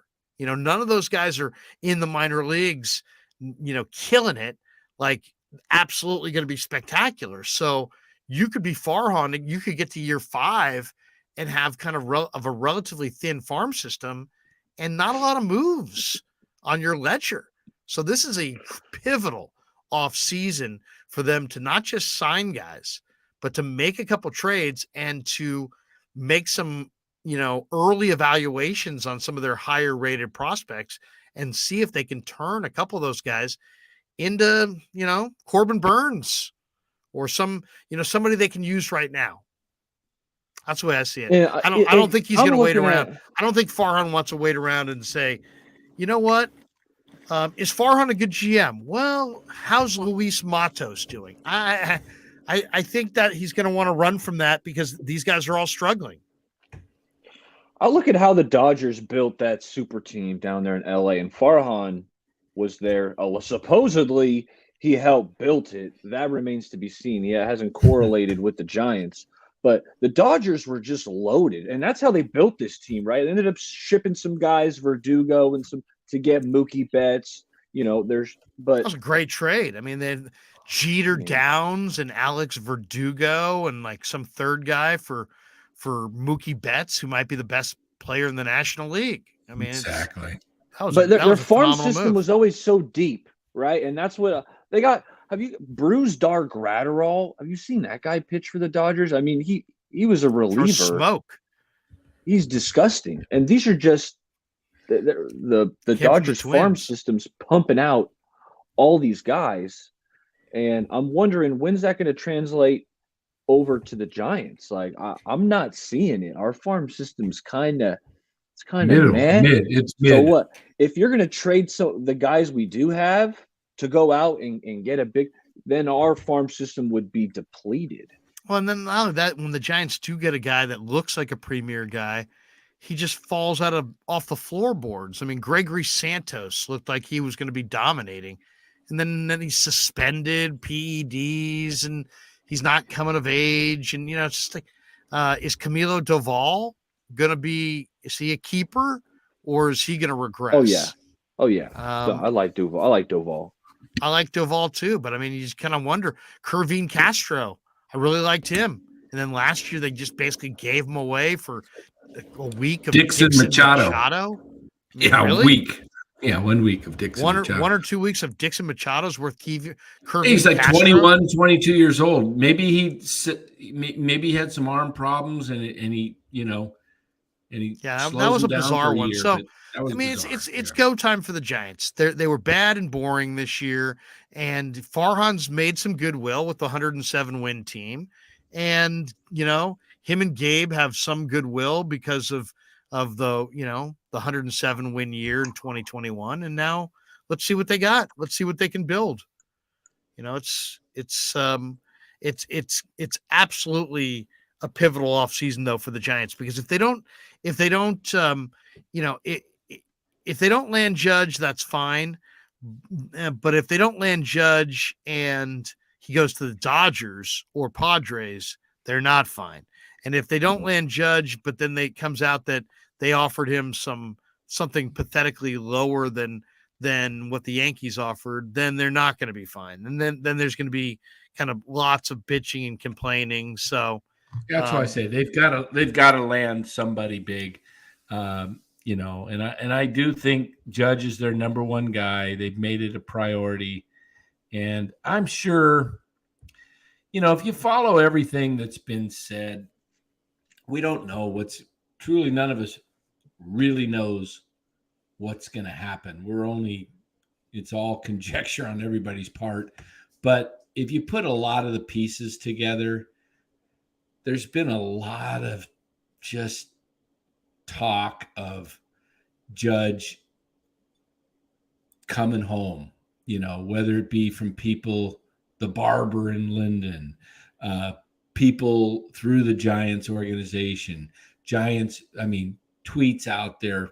It won't be because of money. If the money's there, Judge will be coming to the Giants. People make, personal people that say they have, who really knows? But when I think about it, I mean, does Judge come to the place where his family's involved in this? Both sets of parents, okay, wife and Judge's, who he's very close to his family, okay? He's got one shot in his life of being a Giant. This is it. Is he going to say, nah, he wanted to be a Giant growing up. Does that mean anything? Does it mean anything that his wife's parents and his parents are there, and that Judge is likely to start a family sometime in the next few years? The only thing I'd say is that, man, I could see where if you play for the Yankees, it's such a big thing that everything else might bore you. Have you ever been to Manhattan for a few weeks and then all of a sudden you come back to San Francisco? It just seems like a tiny little town. Larry, it doesn't seem like you feel like you're almost missing out on something. I don't know. But he's been in there for 6 years. He hasn't had a title. Does he want to say, okay, I'm going to spend 14 years in New York? Eric says, how's the pregnancy going, Dan? Yeah, right. I mean, New Dan York has all the information. He's got more Judge information. New York can wear you down too. No, I know. I mean, why do you think they called Ed Whitson and Kenny Rogers the road warrior? Because guys can't handle it sometimes. They can't handle the pressure. Have left New York, but not a lot of people leave New York when they're the toast of New York. Well, yeah, but I mean think about that for a second. Yeah, but is he the toast of New York? Yeah, he's right there with Ruth and Gehrig and DiMaggio and Mantle. He's the MVP of the American League, and I get it, but I sensed the little bitterness. I sensed the little bitterness in him during the season. Like there wasn't like. Did you ever hear a comment? Now listen, did you ever hear him say a comment? I want to be a Yankee for life. I hope they come up with the numbers and we can get it done. I never heard that. Maybe I missed that either. Maybe I missed it, but I'm listening for certain key signals. To me, if you want to be somewhere, you make it happen. He turned down the 213 and he bet on himself and he won. Now he's got a $300 million deal. I mean, why didn't he just sign it if he's already wants to be there? Why are you dragging this out? It does seem like if you love New York and you want to be in New York, you sign. They give you the $300 million. Yeah. Plus all the money you can make in New York on other deals. I mean, New York's the place to make extra money, right? In advertising and promotions of yourself. Oh no, we got Silicon Valley, Dan. They still pound the table on that Silicon Valley. That's true. You can make a career in the Silicon Valley, and you can make. It's all about what kind of personality you are. Maybe you're the personality that wants to be, in New York City, and you want to be the toast of the, senior softball games. Or maybe you're a local guy who, really, the simplicity. I'll say this. The personality type. There are some people that simply yearn for what they don't have. So if they have peace and tranquility, they want big market glitz and glamour. But if they have big market glitz and glamour, they yearn for peace and tranquility. So I think Judge is a guy. Maybe he's a guy that has been the toast of New York for such a period that now he's like, you know what? I just want to make great money. I want to play baseball. I want my family to be able to come watch me. And I want to start another chapter of my life and raise a family and settle down in Northern California. I personally think that's it. Now, I don't know. It wouldn't be crazy. It wouldn't be crazy, but all these, the sad thing about it is the competition and the rejection would be so hard for the New York fans to take that it's inevitable. I mean, we all know it as soon as we're sitting here, as sure as we're sitting here, that if he says no to New York, they're going to call him greedy. They're going to say it's all about money. And they're going to say, they're just going to run him down. He didn't want to be here. I hope Chris Mad Dog Russo. I think they're going to run him down. Balling. I can't stand Mad Dog Russo. That guy's always hating on the Bay. He's hating on. He loves the Giants, though. I hear he hates Barry Bonds. I've heard him trash Barry Bonds multiple times. Yeah, that's one reason I can't stand Mad Dog Russo, that New York homer. So bring Judge this way. That'll be an extra reason why I'm excited. I'm about to get out of here, but Larry, before I go, and Dan, Yeah. I wanted to give you my my Dolphins. Yeah, give me your breakdown, Dolphins Niners. Yeah. What do you think? What are we looking at? I mean, Dolphins may be without their 2 starting offensive tackles. Yes. They will Dolphins be. have a ton of speed, and it's going to be a test for the Niners secondary. Niners, though, have a Jimmy's playing really, really well, and I think they should be able to put a lot of heat on Tua, maybe enough to interrupt him quite a bit. I like the Niners to win this game, but how do you see it? I think it's the toughest game left on the schedule for the 49ers. I don't want to overlook anybody. There's some tough games after. They got the Bucks, they got the Commanders, but the Miami Dolphins, I think this offense is potent. Mike McDaniel, we know the Niners like to use motion, but the way Mike McDaniel is using motion with Tyreek Hill, it's putting a lot of stress on the defense. And let me tell you, 13 points will not cut it. 13 points at this score, that ain't cutting it versus the Dolphins. I'm expecting the Niners to play like a bend but don't break style, right? Try to limit the big play potential of Waddle and Tyreek Hill. But, with me thinking, normally I pick the Niners to win, but I think this is going to be a tough matchup. I'm not sure if we're going to be able to keep up with the points I think the Dolphins are going to put up. I think the Dolphins are going to put up, 27 points, and I don't know if the offense is going to keep up. So in my prediction that I did on my channel, Bay Area Baller 18, if you guys want some Niners content, okay. I picked the Dolphins, and not saying the Niners can't win. I hope the Niners do win, but I just think it's a tough matchup. I think the Dolphins are going to put up points, and I don't know if this Niners offense is going to be able to keep up. Okay. Hey, Debo may be out too. Yeah, Debo may be out. Trent Williams is questionable. Yeah. I think Trent Williams is going to go. I think Debo's not going to go. I totally understand where you're coming from. I mean, the Dolphins are rolling. They've won 5 in a row. Now the Niners have won 4 in a row. The Niners are, I think, more physical. Well, but the Dolphins have a ton of speed, and they've got a really motivated running back duo coming in Jeff Wilson and Raheem Mostert that I'm sure feel like, disrespected. But the 49er defensive line, I think, will set the tempo in this game. And the 49er hitting is just absolutely monster. And I think I've seen it the last couple of weeks. They allow receptions in front of them, but then guys lose their zest to catch the ball after, a few series because they're just getting destroyed by Aziz and Greenlaw and Warner and Afonga and Jimmy Ward and Charvarius. I mean, these guys come up and smoke you.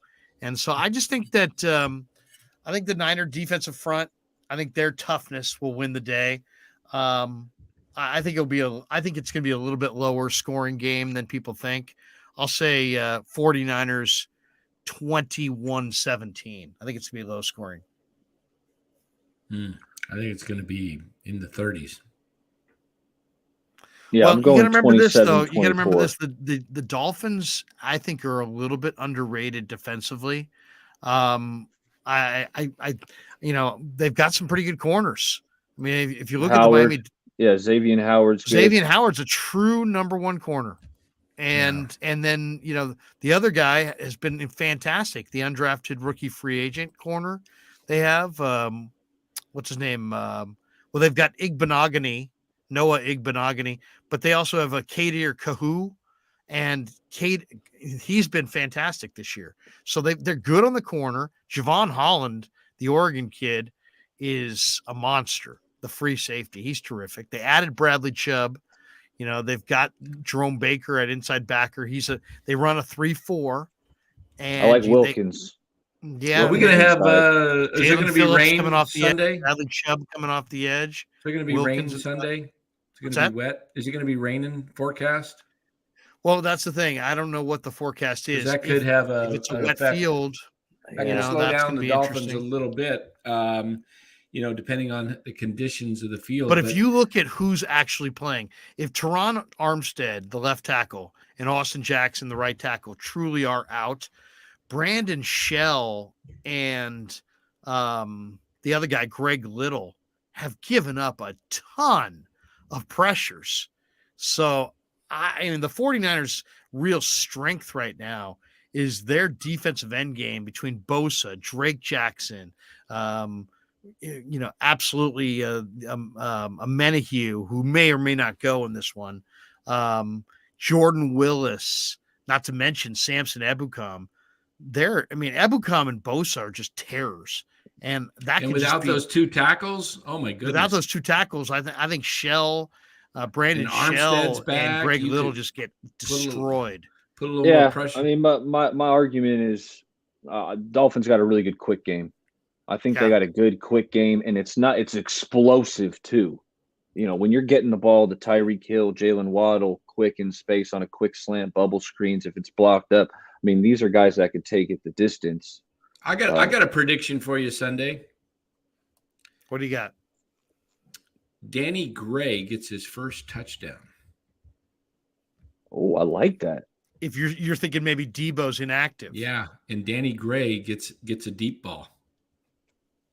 Well, Danny Gray is a really good receiver. Yeah, and a lot of people just, if you don't do it immediately in the NFL, everybody's always like, is the guy a bust? But we thought Aaron Banks was a bust a year ago. So, I'm just thinking Danny Gray, if you could see maybe even I was thinking maybe Ray. Maybe a reverse for Danny Gray, take him deep, because they're going to be, try to burn the Dolphins with some speed. They're going to clamp down on, if Debo's not in there, they're going to clamp down on Ayuk and gosh, why am I doing a blank? We just talked about him last week. Our big Juwan. Third down JJ. Yeah. Jennings. Yeah. Juwan Jennings. So they clamp down on those guys. Maybe Kyle sets something up for Danny Gray. We what I want to see in this game? I want to see, the people who know Jordan Mason compare him to Marshawn Lynch. He had a run in this last game. Took 3 guys with him. He was one broken tackle away from like a 50-yard up the gut kind of a run. Run Jordan Mason. Okay, so there's a reality to every situation. When the Niners got Christian McCaffrey and they had Elijah Mitchell coming back, that pushed Jeff Wilson into the third running back role. Jeff didn't want to be here, and he's a leader in the room, and the Dolphins offered a 5th-round pick. And ultimately, what it really came down to, I think the decision, and I don't know if Lynch has spoken to this directly, but it's pretty clear, is that would you rather trade Jeff Wilson for a 5th-round draft choice in next year's draft, or would you rather cut Jordan Mason? Because you can't keep everybody, and they were going to have to cut Jordan Mason. This is the perfect game, the game against the Dolphins, when Jeff Wilson thinks he's going to roll in and be some conquering hero. This is when you punch them in the mouth with 240-pound Jordan Mason coming rumbling into the second level against the Dolphins. Run Jordan Mason, feature Jordan Mason, feed him the rock, get him multiple touchdowns. Let's turn this into the Jordan Mason coming out party as an NFL back. You're going to need him there is a lot of Marshawn Lynch Yeah. in Jordan Mason, and he runs with tremendous power. And in some ways, I think he might even be an upgrade on Jeff Wilson. And what better time to display that in front of Jeff Wilson in the turn the narrative from, man, Jeff Wilson, we sure miss Jeff Wilson, to we got rid of Jeff Wilson because we got somebody who's better. Yeah. And here Jordan he is. Mason, Boom. It could be his time, perfect time, especially if it's a little wet. Power runners, guys that don't do a lot of cutting, guys that just run. Just feed it to him and let him just rumble. Imagine how great a story that's going to be if the Niners dominate the time of possession with Jordan Mason running it up the gut on the Dolphins. That's going to be a very sweet victory if they can get it that way. That's if you make me guess, I would guess today that Debo's not going to go. So it might be a great way to play ball control and also take the load off of McCaffrey. So who will be the third back? Is it going to be Tevin could be Coleman TDP, or is it going to be could TDP? be Tevin Coleman. Yeah, which we won't know probably until what? I think Sunday? Shanahan's going to go with Tevin Coleman. I do too, because I don't think he goes with two rookies in the backfield. Yeah, I think he's going Tevin Coleman. I saw Tevin Coleman in the locker room this week. He had a game face on. Tevin Coleman's a tough guy. Yeah. And Shanahan loves him. So to me, it's Tevin Coleman, Jordan Mason, and even though they say McCaffrey's healthy and I saw McCaffrey walk out of the locker room last week. He wasn't limping. I still think if they can, they'd like to ease the burden on McCaffrey and still win this game. Yeah, especially with Debo possibly out, who's your power runner. Now you've got, you got to go with Mason. And he's a beast. Yeah. He's 235 and he runs with power and body lean. And if he can get past the line of scrimmage, he can be gone. And he's decisive, Larry. He's decisive.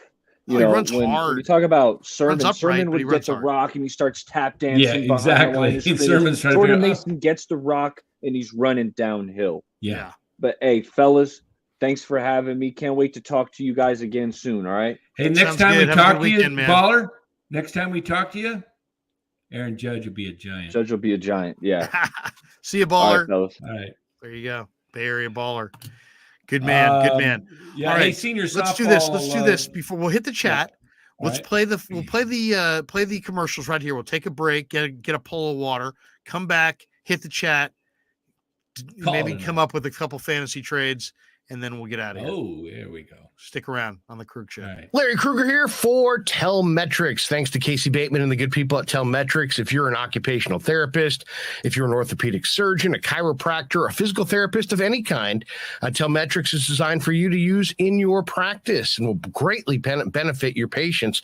Telmetrics uses computer vision and artificial intelligence and provides a platform for outpatient rehab therapy services, both in the clinical and the telehealth environments. So using Telmetrics can improve your patient's experience and much more. So for all your sports injury needs, or if you're a physical rehabilitation specialist of any kind, make sure you use telmetrics.co, TELMETRIX.co. And thanks to Casey Bateman and all the good people at Telmetrics for being a proud sponsor of the Krueg. I'd like to thank our sponsor, Dan Coach Emilio. Dan is a buddy, and he is a phenomenal retirement planning specialist. And you can contact him today at securemoney.com or at his number 925-628-9966. There's a lot of uncertainty in our world right now, and you want to make sure that your money is secure. That is the key. Danny's got 25 years of experience, born and raised right here in the Bay Area, and he can help you get an immediate 10% premium bonus on your principal retirement account. So give him a call, 925-628-9966. He'll make an appointment with you, and you can sit down. It's not a one-size-fits-all kind of a deal. He'll consult with you and come up with a strategy to get you going to where you want to be. Once again, 925-628-9966, securemoney.com on the web.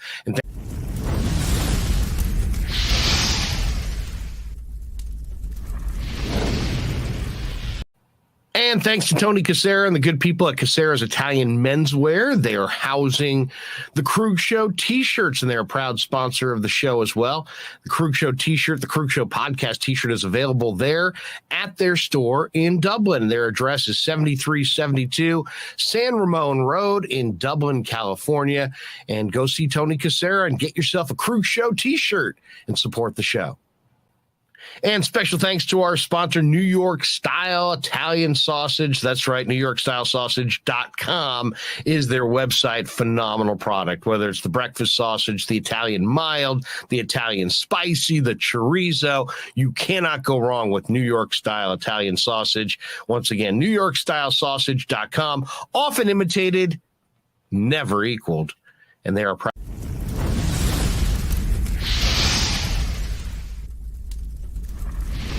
We grew up with a Sunday dinner. That means no matter how busy you were, No matter where the hell you were, you came to dinner on a Sunday night. Yeah, Sunday dinner without sausage, it's like a church without God. You know, how can you go to church if you don't believe in God? You know, and along with the sausage also became the discussions. That was discussion night. You know, it wasn't a typical family that you sit there and you're quiet, you know, and you don't talk with a mouthful. Oh no, man. Italians talk when they're eating. Italians even talk when they're sleeping. And definitely we talk with our hands. So if we can't express it through our mouth, through our lips, we express it with our hands. So, and that's what sausage is, really. It's an expression, you know, that life is good. So New York style sausage was started over 70 years ago. We are the largest producer of fresh Italian sausage on the West Coast. What makes our sausage in New York style is really the recipe came from back east, from New York, you know, from Connecticut. If you look at all of our labels, there's maximum 4 or 5 ingredients, which we're really proud of. There's no preservatives, no MSG, fresh in, fresh out. The pork comes in fresh, goes out fresh. There's never any freezing throughout the process.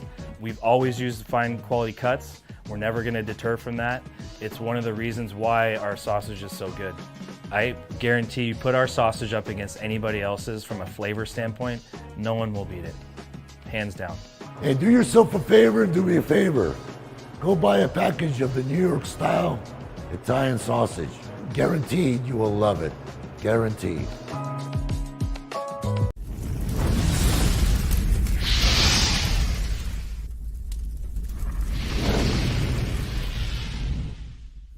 All right, you see that wink from Pasquale, and you know we're coming down the home stretch on the Krueg Show on this Friday night. If you're just tuning in, we came on after Warrior basketball. Warriors get a nice win over the Bulls. They kind of beat them twice. They beat them once. Bulls came back, made it really close, and Warriors pulled away late. And so Golden State gets a win. Also, Utah beats USC in a dramatic college football game tonight as well for the Pac-12 championship.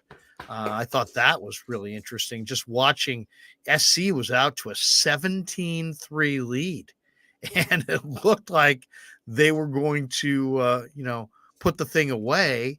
And you look up, and suddenly, wait a second, Utah's back in the game. And they're playing, and suddenly you're looking up, and I'm like, wait a second. It was 14-3. Then all of a sudden at halftime, it's 17-17. And then in the second half, the Utes beat the Trojans 30-7 in the second half of the game. So wild one in Las Vegas at Allegiant Stadium. Williams, 28 of 41, 363 yards. He fought valiantly. Caleb did 3 touchdowns passing, but man, Utah, it was all Utah, and then their pass rush closed it out. So big day tomorrow in college football. Gets rolling with the Big 12 championship at 9 a.m. on the West Coast. K-State, TCU. Who you got? Who are you hoping to win? Who do you want? Well, I got TCU. I mean, would you, as a fan, do you want them to win too, or do you just believe they're going to win? I watched them the last couple of weeks. I mean, I like what I'm seeing from K-State, but Duggan, I should say, is a hell of a quarterback for TCU. And he's it's all about can TCU slow down Deuce Vaughn. Deuce Vaughn is a major running back for K-State. If they can slow down Deuce Vaughn, I think TCU wins that game. I like Georgia to beat LSU. I definitely think Tulane will beat Central Florida. I like Michigan to destroy Purdue. I think they beat them by 3 touchdowns or more. And Clemson, North Carolina is interesting. I'm not really sure who to go with there. Clemson's favored by a touchdown. Something tells me that Carolina is really dangerous here. The other thing with the Pac-12 that bothers me is you play the whole season, and then you got a 13 game season, and then they schedule their championship Friday night. Why not give Saturday? Get that extra day of rest. It's like you barely. They're in that TV window tonight by themselves. I know, but gosh, the day of rest. I know. It makes no sense. It's I mean, when they did it here in the Bay Area, it was totally empty. I know. Because nobody cares about a Pac-12 game in the Bay Area that doesn't involve Cal or Stanford and starts at Friday night in the Christmas season at 5:00 at night. Yeah, I mean, they ought to give it to. They ought to just do a. I don't know. I mean, especially the Pac-12. It's not like the SEC where people are going to flood the Georgia Dome, who's ever in it. You know, it's just football country down there. But here, you know, maybe they ought to relook at it and give it to the team that had the best record. And if they played head to head, whoever won that game, give them the home game. I don't just. It would have had so much more. This game would have been so much better if it would have been at the Coliseum or Jordan Eccles. Yeah, over Allegiant Stadium. It's just like, they play at this neutral site in Vegas. There's not even a football town for college in Vegas. There's no team in Vegas of interest. And then the Bay Area, Cal and Stanford have pretty much stunk for years. So there's no interest. Right. Oh yeah. I mean, they did it at Levi's. It was, believe me, it was friends and family. I mean, it was an amazing thing watching it. Yeah. I mean, watching that, you're like, wait a second, this means something. And yet there's no energy at all. And then you look at that compared to like the SEC championship game in Atlanta or wherever it is, I mean, that's at the Mercedes-Benz Stadium. That place is going to be rocking and rolling with LSU fans and Georgia fans. And I mean, it's just kind of the lack of passion for college football on the West Coast. I want to read something to you that's interesting here. Getting back to the Judge thing. This is, I'm not going to read the headline, but this is, you'll figure it out. This was game 2, Yankees, Indian. What are they? The Guardians, Cleveland. Hey, this is YouTube. I can say it. The Cleveland Indians. Don't cancel me. It's the Cleveland Guardians, right? That's what they're called? They're the Guardians now, yes. So anyway,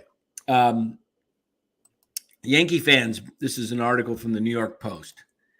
Yankee fans booed certain AL MVP Aaron Judge during Game 2 of the American League Division Series on Friday at Yankee Stadium. Yes, that really did happen. A couple of players turned booing the superstar who set the American League home run record and hand-delivered the American League East title to the Yankees crazy. I might upgrade it a notch or two, the writer says, to borderline insane. This is actually, it was an article written by John Heyman. Okay. Borderline insane. And poorly timed, too. Let's not forget, Judge is about to be a free agent. It's time to be especially nice to him, folks. So with that memory, does Judge really want that 8? I mean, I don't know. I just think, gosh, why would you go back to me, I'd be like, dude, I just gave you 62 homers and it wasn't enough for you guys. I carried this team on my back. Because if you look at their lineup without Judge, they're not a whole lot different than the Giants lineup last year. Oh, they were pathetic in the second half of the year. Did you see those? MLB Network did a whole breakdown of Judge and the rest of the Yankees in the second half of the year.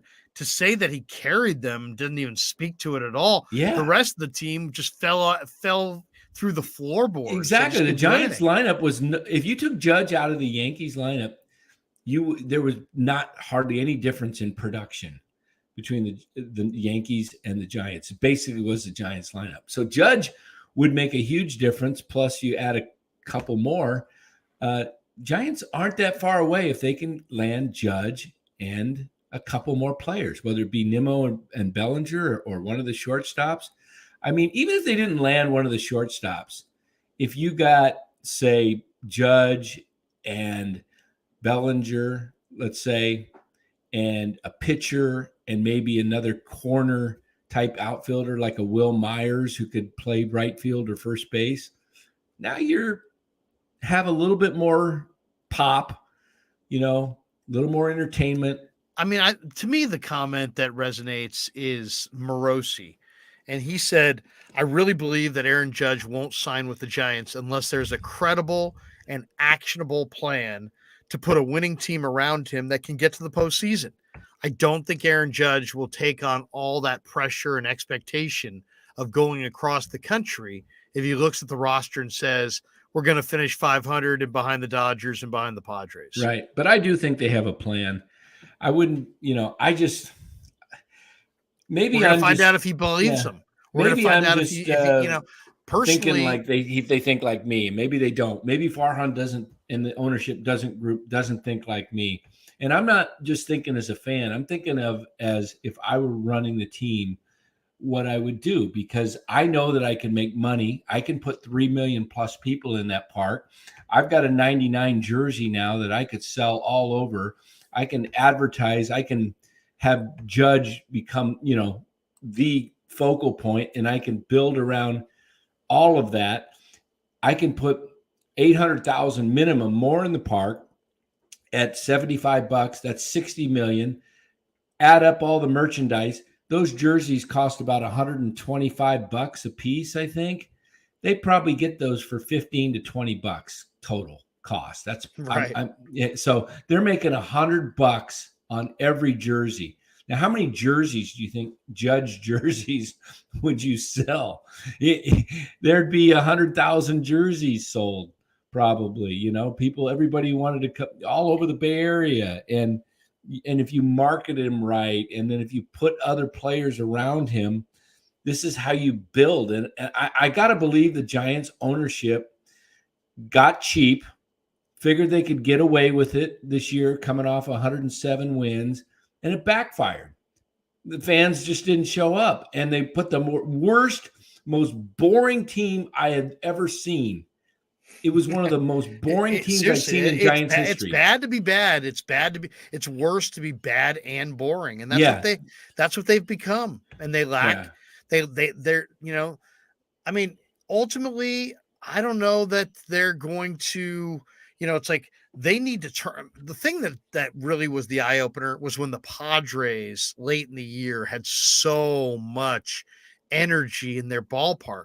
And then you look at the Giants park by comparison, and it's a morgue.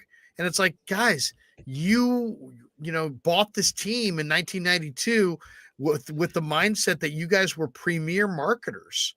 Well, have you forgotten how to market?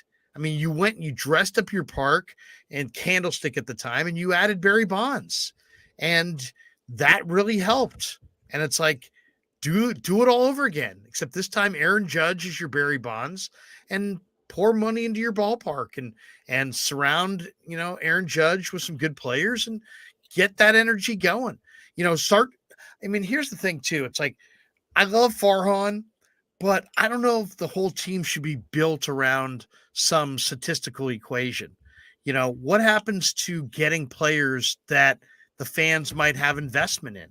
For example, if I ran the show, I would emphasize not just Judge. I would emphasize trying to get more local players. Like, I'd go after a Mitch Haniger, but I'd also try to trade for Corbin Burns. Rhys Hoskins, first base. Rhys Hoskins would be a guy I'd go after. I would go after, and then guys that Stephen Piscotty. He's a right-handed power hitter. He's going to be cheap. He's coming off a mediocre year. Take a shot on Piscotty. I'd take a shot on Chad Pinder, who's with the A's. But aren't those just more guys, Larry, that are just kind of like the Austin Slaters? I mean, I think you can't win with minor leaguers. You have to have major league caliber guys. But what I'm saying, aren't those guys leaned on minor league players because they didn't have enough major league depth. Right. So they need major league depth. And a guy like Chad Pinder who could play second, play left, has a little thump. I mean, would you rather have him or some? See, I would have went after Mark Canha last year when he was a free agent and the Mets grabbed him. He's a Cal guy. He's a Bellerman, guy, pop. But I would definitely take a shot on some guys who, either are from here or have played here and want to be here. Like, a guy like Sean Manaea. I think I'd have a lot of interest in Sean Manaea. Why? Because, he's lived in the Bay Area. He probably would be willing to at least listen to you. And I think he might have some of his best baseball coming up.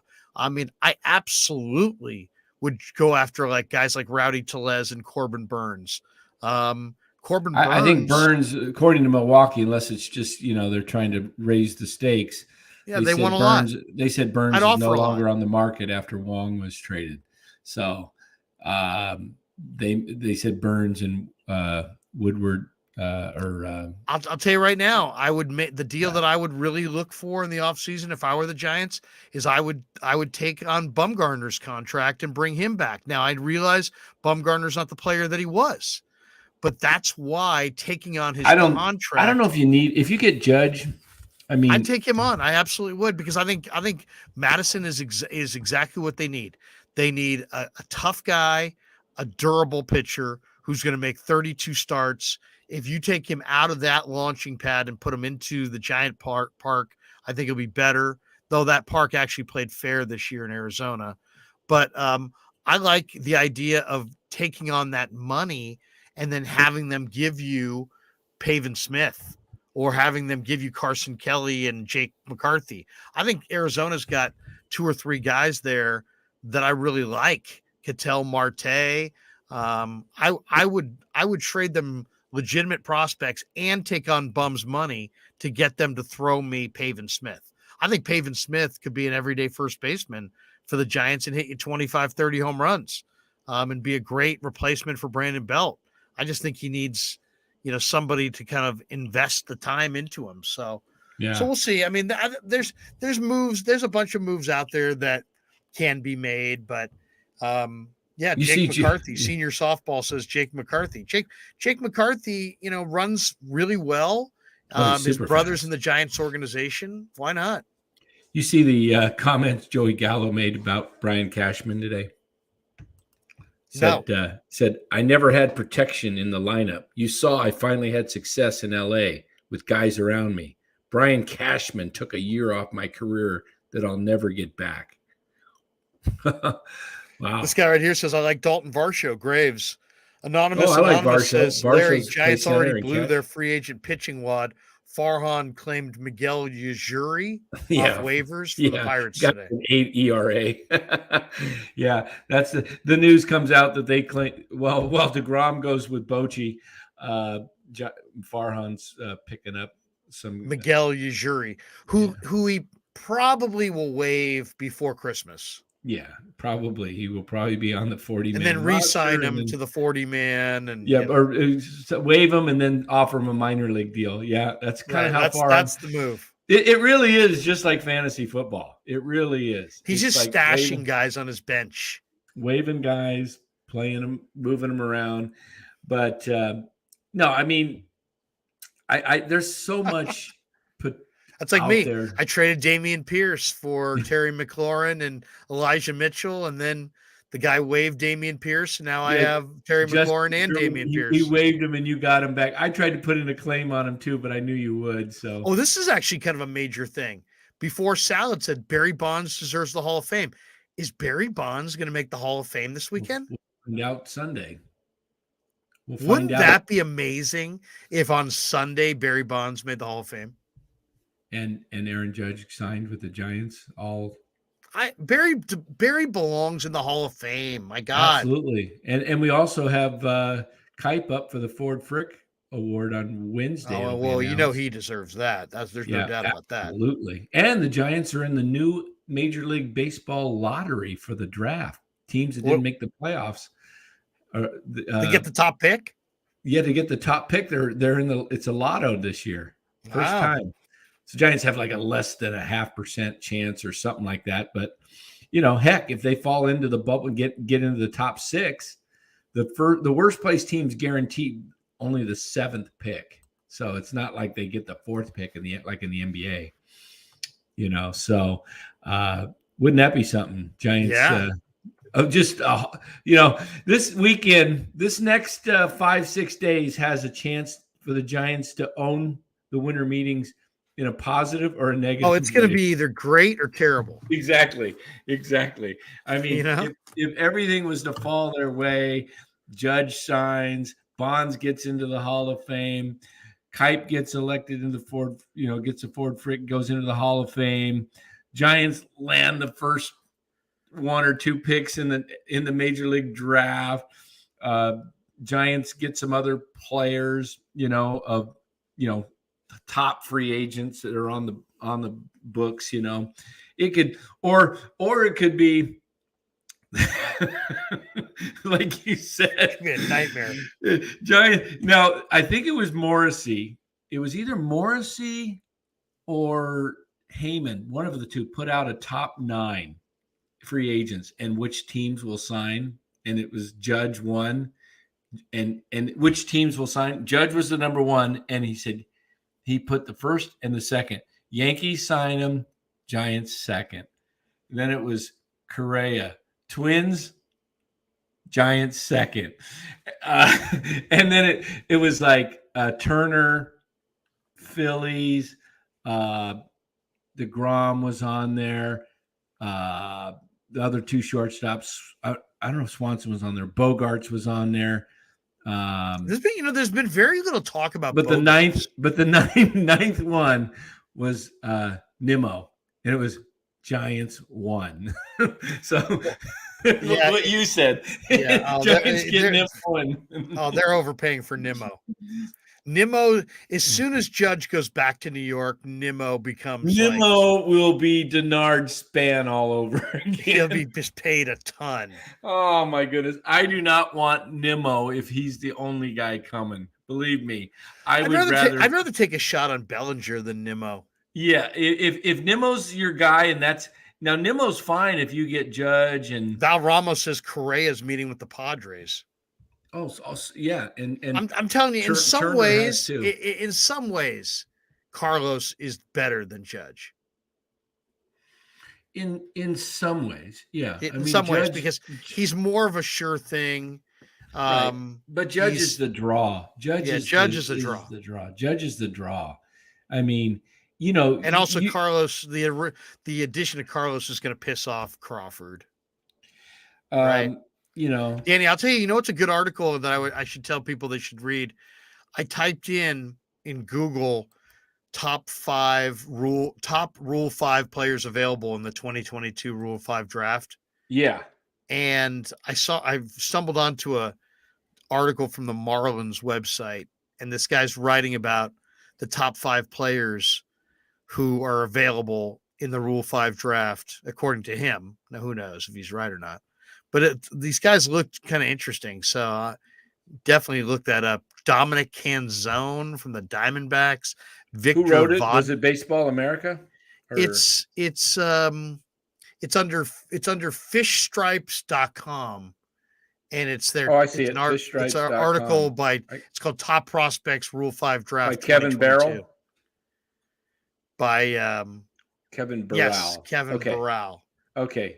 So yeah, looks kind of interesting. I mean, that Rule 5 draft is sometimes heck, Roberto Clemente was a Rule 5 draft. Yeah. Yeah. So was somebody else that was really big. Who was it?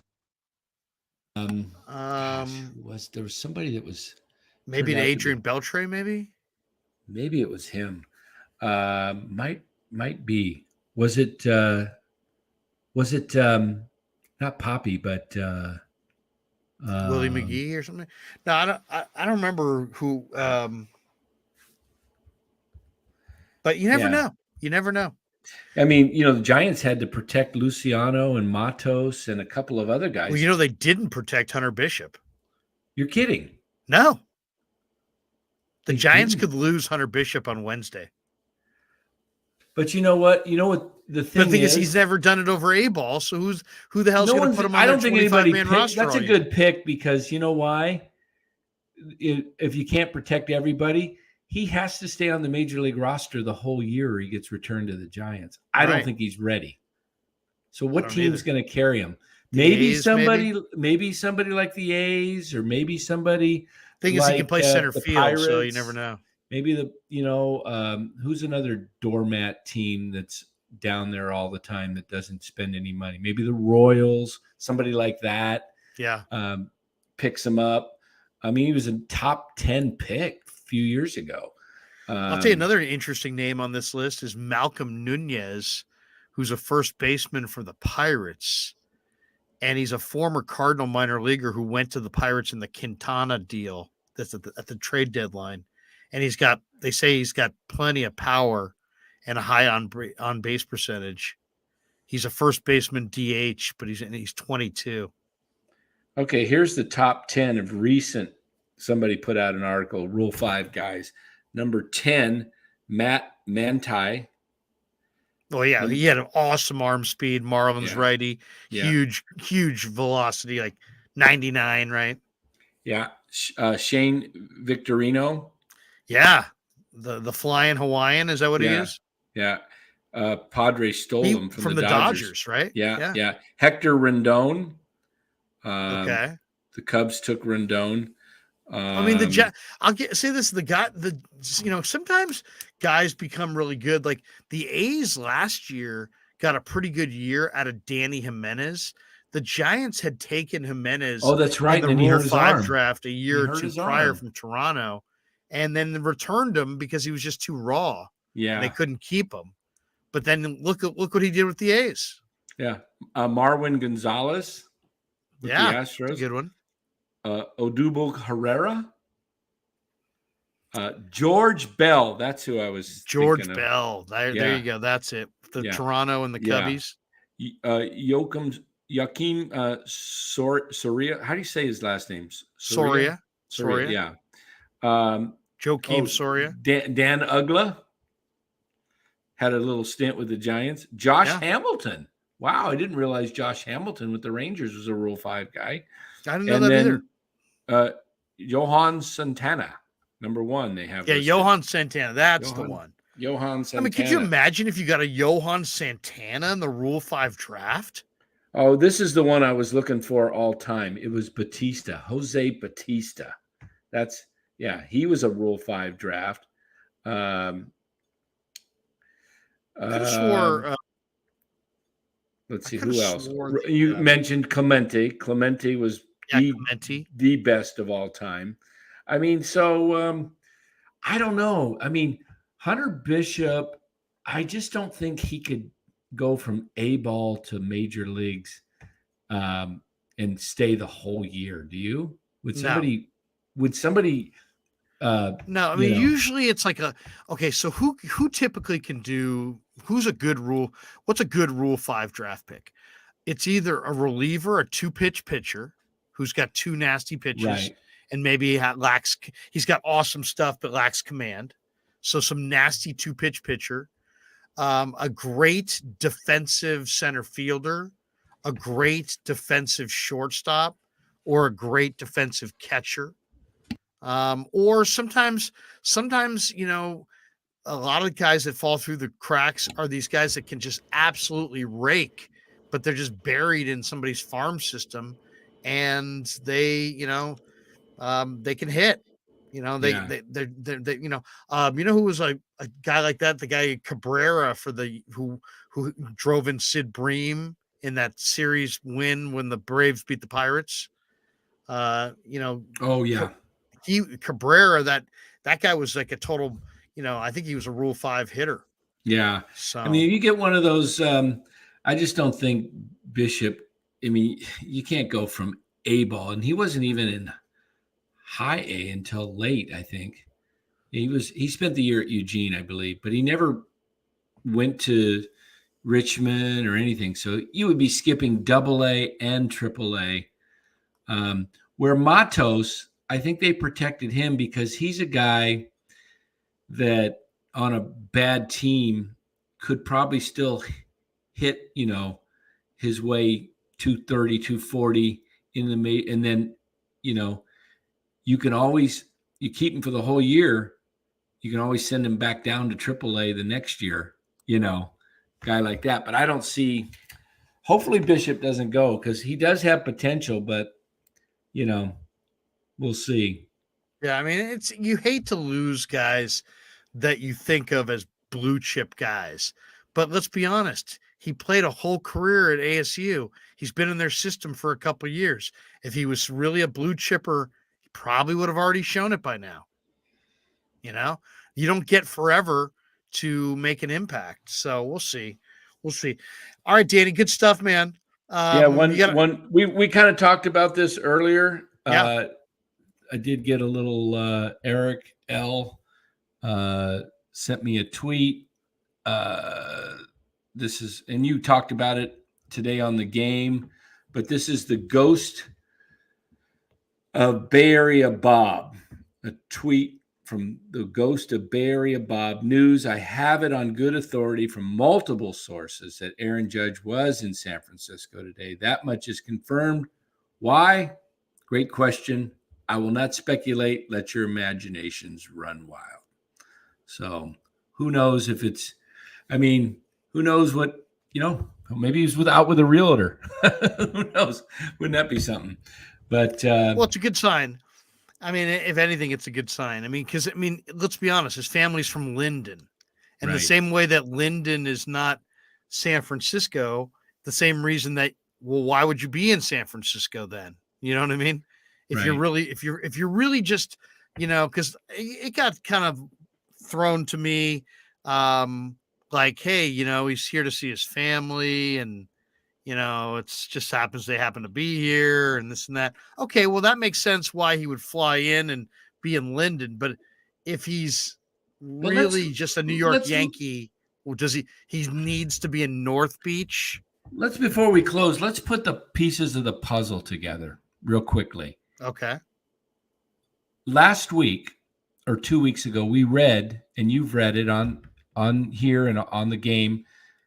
If Judge said, I don't know, wherever I'm going to sign, I think it would be best if I signed early so others, I'm paraphrasing, so that could build a winning team around me. Not, I'm waiting to sign. I'm going to wait and sign to see who the team puts together first. He said, I'll sign first, right? And then they can build around me, is what Judge's words were. Right. So that's the first piece of the puzzle.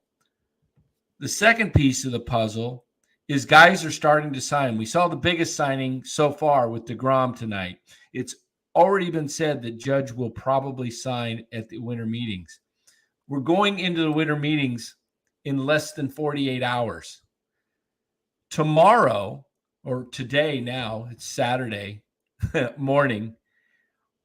Why not? You're going into the meetings Friday. If you're going to sign with the Giants, you're going to sign tomorrow or Sunday. Okay? If you're going to sign with the Yankees, maybe it goes a little longer. But if it's going to be the Giants, you're going to sign now so that the Giants can do the rest of their stuff during winter meetings. What do you think? I agree. Yeah. That makes sense to me. That does make sense. It makes total sense. He said it himself. I'd like to get this done, whichever team I'm going to be with. All the news is it's Giants, Yankees. Everybody's saying it's a 2-team. I don't think, we haven't heard this, mystery team or anything. Giants were elated with the meeting. Giants had the Chalk Talk meeting with season ticket holders last night. They said they've already made their offer to Judge. They're waiting. They're waiting on Judge as the first kingpin. That's their thing. I think, Larry, I do think it is today, Saturday, going into the meetings. It could be Sunday, but I think it's a little bit more powerful if it's done today. Well, Saturday. Sunday's NFL. Yeah, that's right. As I say, I think it's a little more powerful if we hear some news tomorrow. I keep saying tomorrow because it's, Saturday, but it's technically Saturday. So I think we know possibly we have an answer within 12 to 15 hours. Well, it's going to be interesting. It's going to be interesting because I think this is going to alleviate the logjam, and I think you're going to see a number of pivot moves, not just with the Giants, but with other teams. I would not be surprised if the signing of Judge kicks off, 6 or 7 or 8. Yeah, I think signings. I think he's the linchpin that falls. Everything goes after him, and I do think that is if the Giants sign him. It's early. If he's going to go with the Yankees, he may still sign in the next day or two, but I just think. Well, you get up in the morning for World Cup. What time's the World Cup game tomorrow? I think it's early. I think it's like 7 o'clock in the morning. Netherlands, US. So it's 1:30 here in Arizona. So it must be, if it's 7 coming on at 8. It's coming on at 7 o'clock here. Okay, so 8 o'clock here. 8 o'clock. You'll catch the second half. I'll catch the second half. That's what I did on Tuesday when they won. How do I know you that well? Yeah. I'll catch the second half. All right, Danny, good stuff. Right. We'll talk to you soon. And All of course, everybody should know that as soon as there is a major signing, and when I say as soon as Dan or I find out that there's been a signing of significance, we will text one another, we will fire up the YouTube, and we will start chatting about it. So as soon as you see a Giants move, everybody stop by the Krueg Show on YouTube. I might need to go listen to us. I may need to go get a bottle of champagne right now and just have it ready. Seriously, little Corbel. Yes. Don't get the good stuff. It could be Nimmo. We ain't doing a show for Nimmo. Okay. We're not, just so you know, everybody, we're not doing a show of Brandon Nimmo signs tomorrow. We like Nimmo, but Nimmo, no show for Nimmo. No show for Nimmo. There's only a show. Correa, show. Judge, show. Trey Turner, Bellinger, show. Trey Turner, show. Didi Gregorius, no show. No show. Senga. Nimmo, no show. Senga, no show. Kodai Senga, no. Justin Verlander, show. Definitely show. Taiwan Walker, no show. No, I'll do show. No show for Taiwan. Jameson Talion, show. No, not at 8 a.m. if there's I'm not waking up for Taiwan Walker or I'm just not. Okay, it's 1:30 already here. Patrick Sheehan, Brandon Nemo show. How about this one? Romo 2001, Gene Segura show. Hey, Pretty Mitch good Haniger. Pretty good hitter. Haniger. Josh Bell. No. Jimmy Robinson says great show. Mark Graves says Costco not open right now. No, it's only like one of the shortstops. Oh, wait a second. Verlander. Anonymous. Oh, is why there is a show tonight? Farhan claimed Miguel Jajuri. Yes, that's the reason we're here. Yeah. Hey, did you know that my this is interesting. My guy that has done like the rest of this hasn't been landscape work for me for many years. Yeah. At some of my different houses. Does Brandon one of my many different places? Well, I don't own that many now, but the ones I sold. But he does Brandon Crawford's house over in Scottsdale too, so that's pretty cool. What does he do for Crawford? His landscape. Oh, nice. Yeah. So it's a lot of. I bet you the water. I gave him one of my Giants hats. I said, wear this Giants hat when you're going over to Brandon's house. Make sure that probably is going to get him kicked off the property. And now he's thinking that there's people. Before he was sitting there going, "Oh, our gardeners, doesn't know who we are." It's so refreshing. Now it's like, oh my God, our gardener's a stalker. All because, and the guy thinks that you helped him out. Instead, he's probably never getting a tip. Yeah, he lost his, yeah. All right. Alrighty. Well, good awesome. Stuff. So I'll guess I'll have to leave my phone on, leave it off of Do Not Disturb because I put it on Do Not Disturb at night because I get so many. How great is the Judge Welcome Show going to be? Yeah. I get so many spam calls starting at like 6 a.m. from these spammers. It's unbelievable. So I don't like getting woken up at 6 a.m, especially on a Saturday. No? Sounds like fun. Yeah. So I'll try and set my alarm for maybe 8 or 9. That'd be 9, 8, and I'll turn my phone on at 9. So if it's 8 in California, if there's a judge signing, you can, we'll if I'm 2 hours, 34 minutes into the live stream. It's 12:30 in the morning. Danny, have a good night. Yeah, never met a man I've been scared of. Careful, you won't get exactly what you asked for. Here for whatever you bring me, getting handled. I answer to no one, I don't need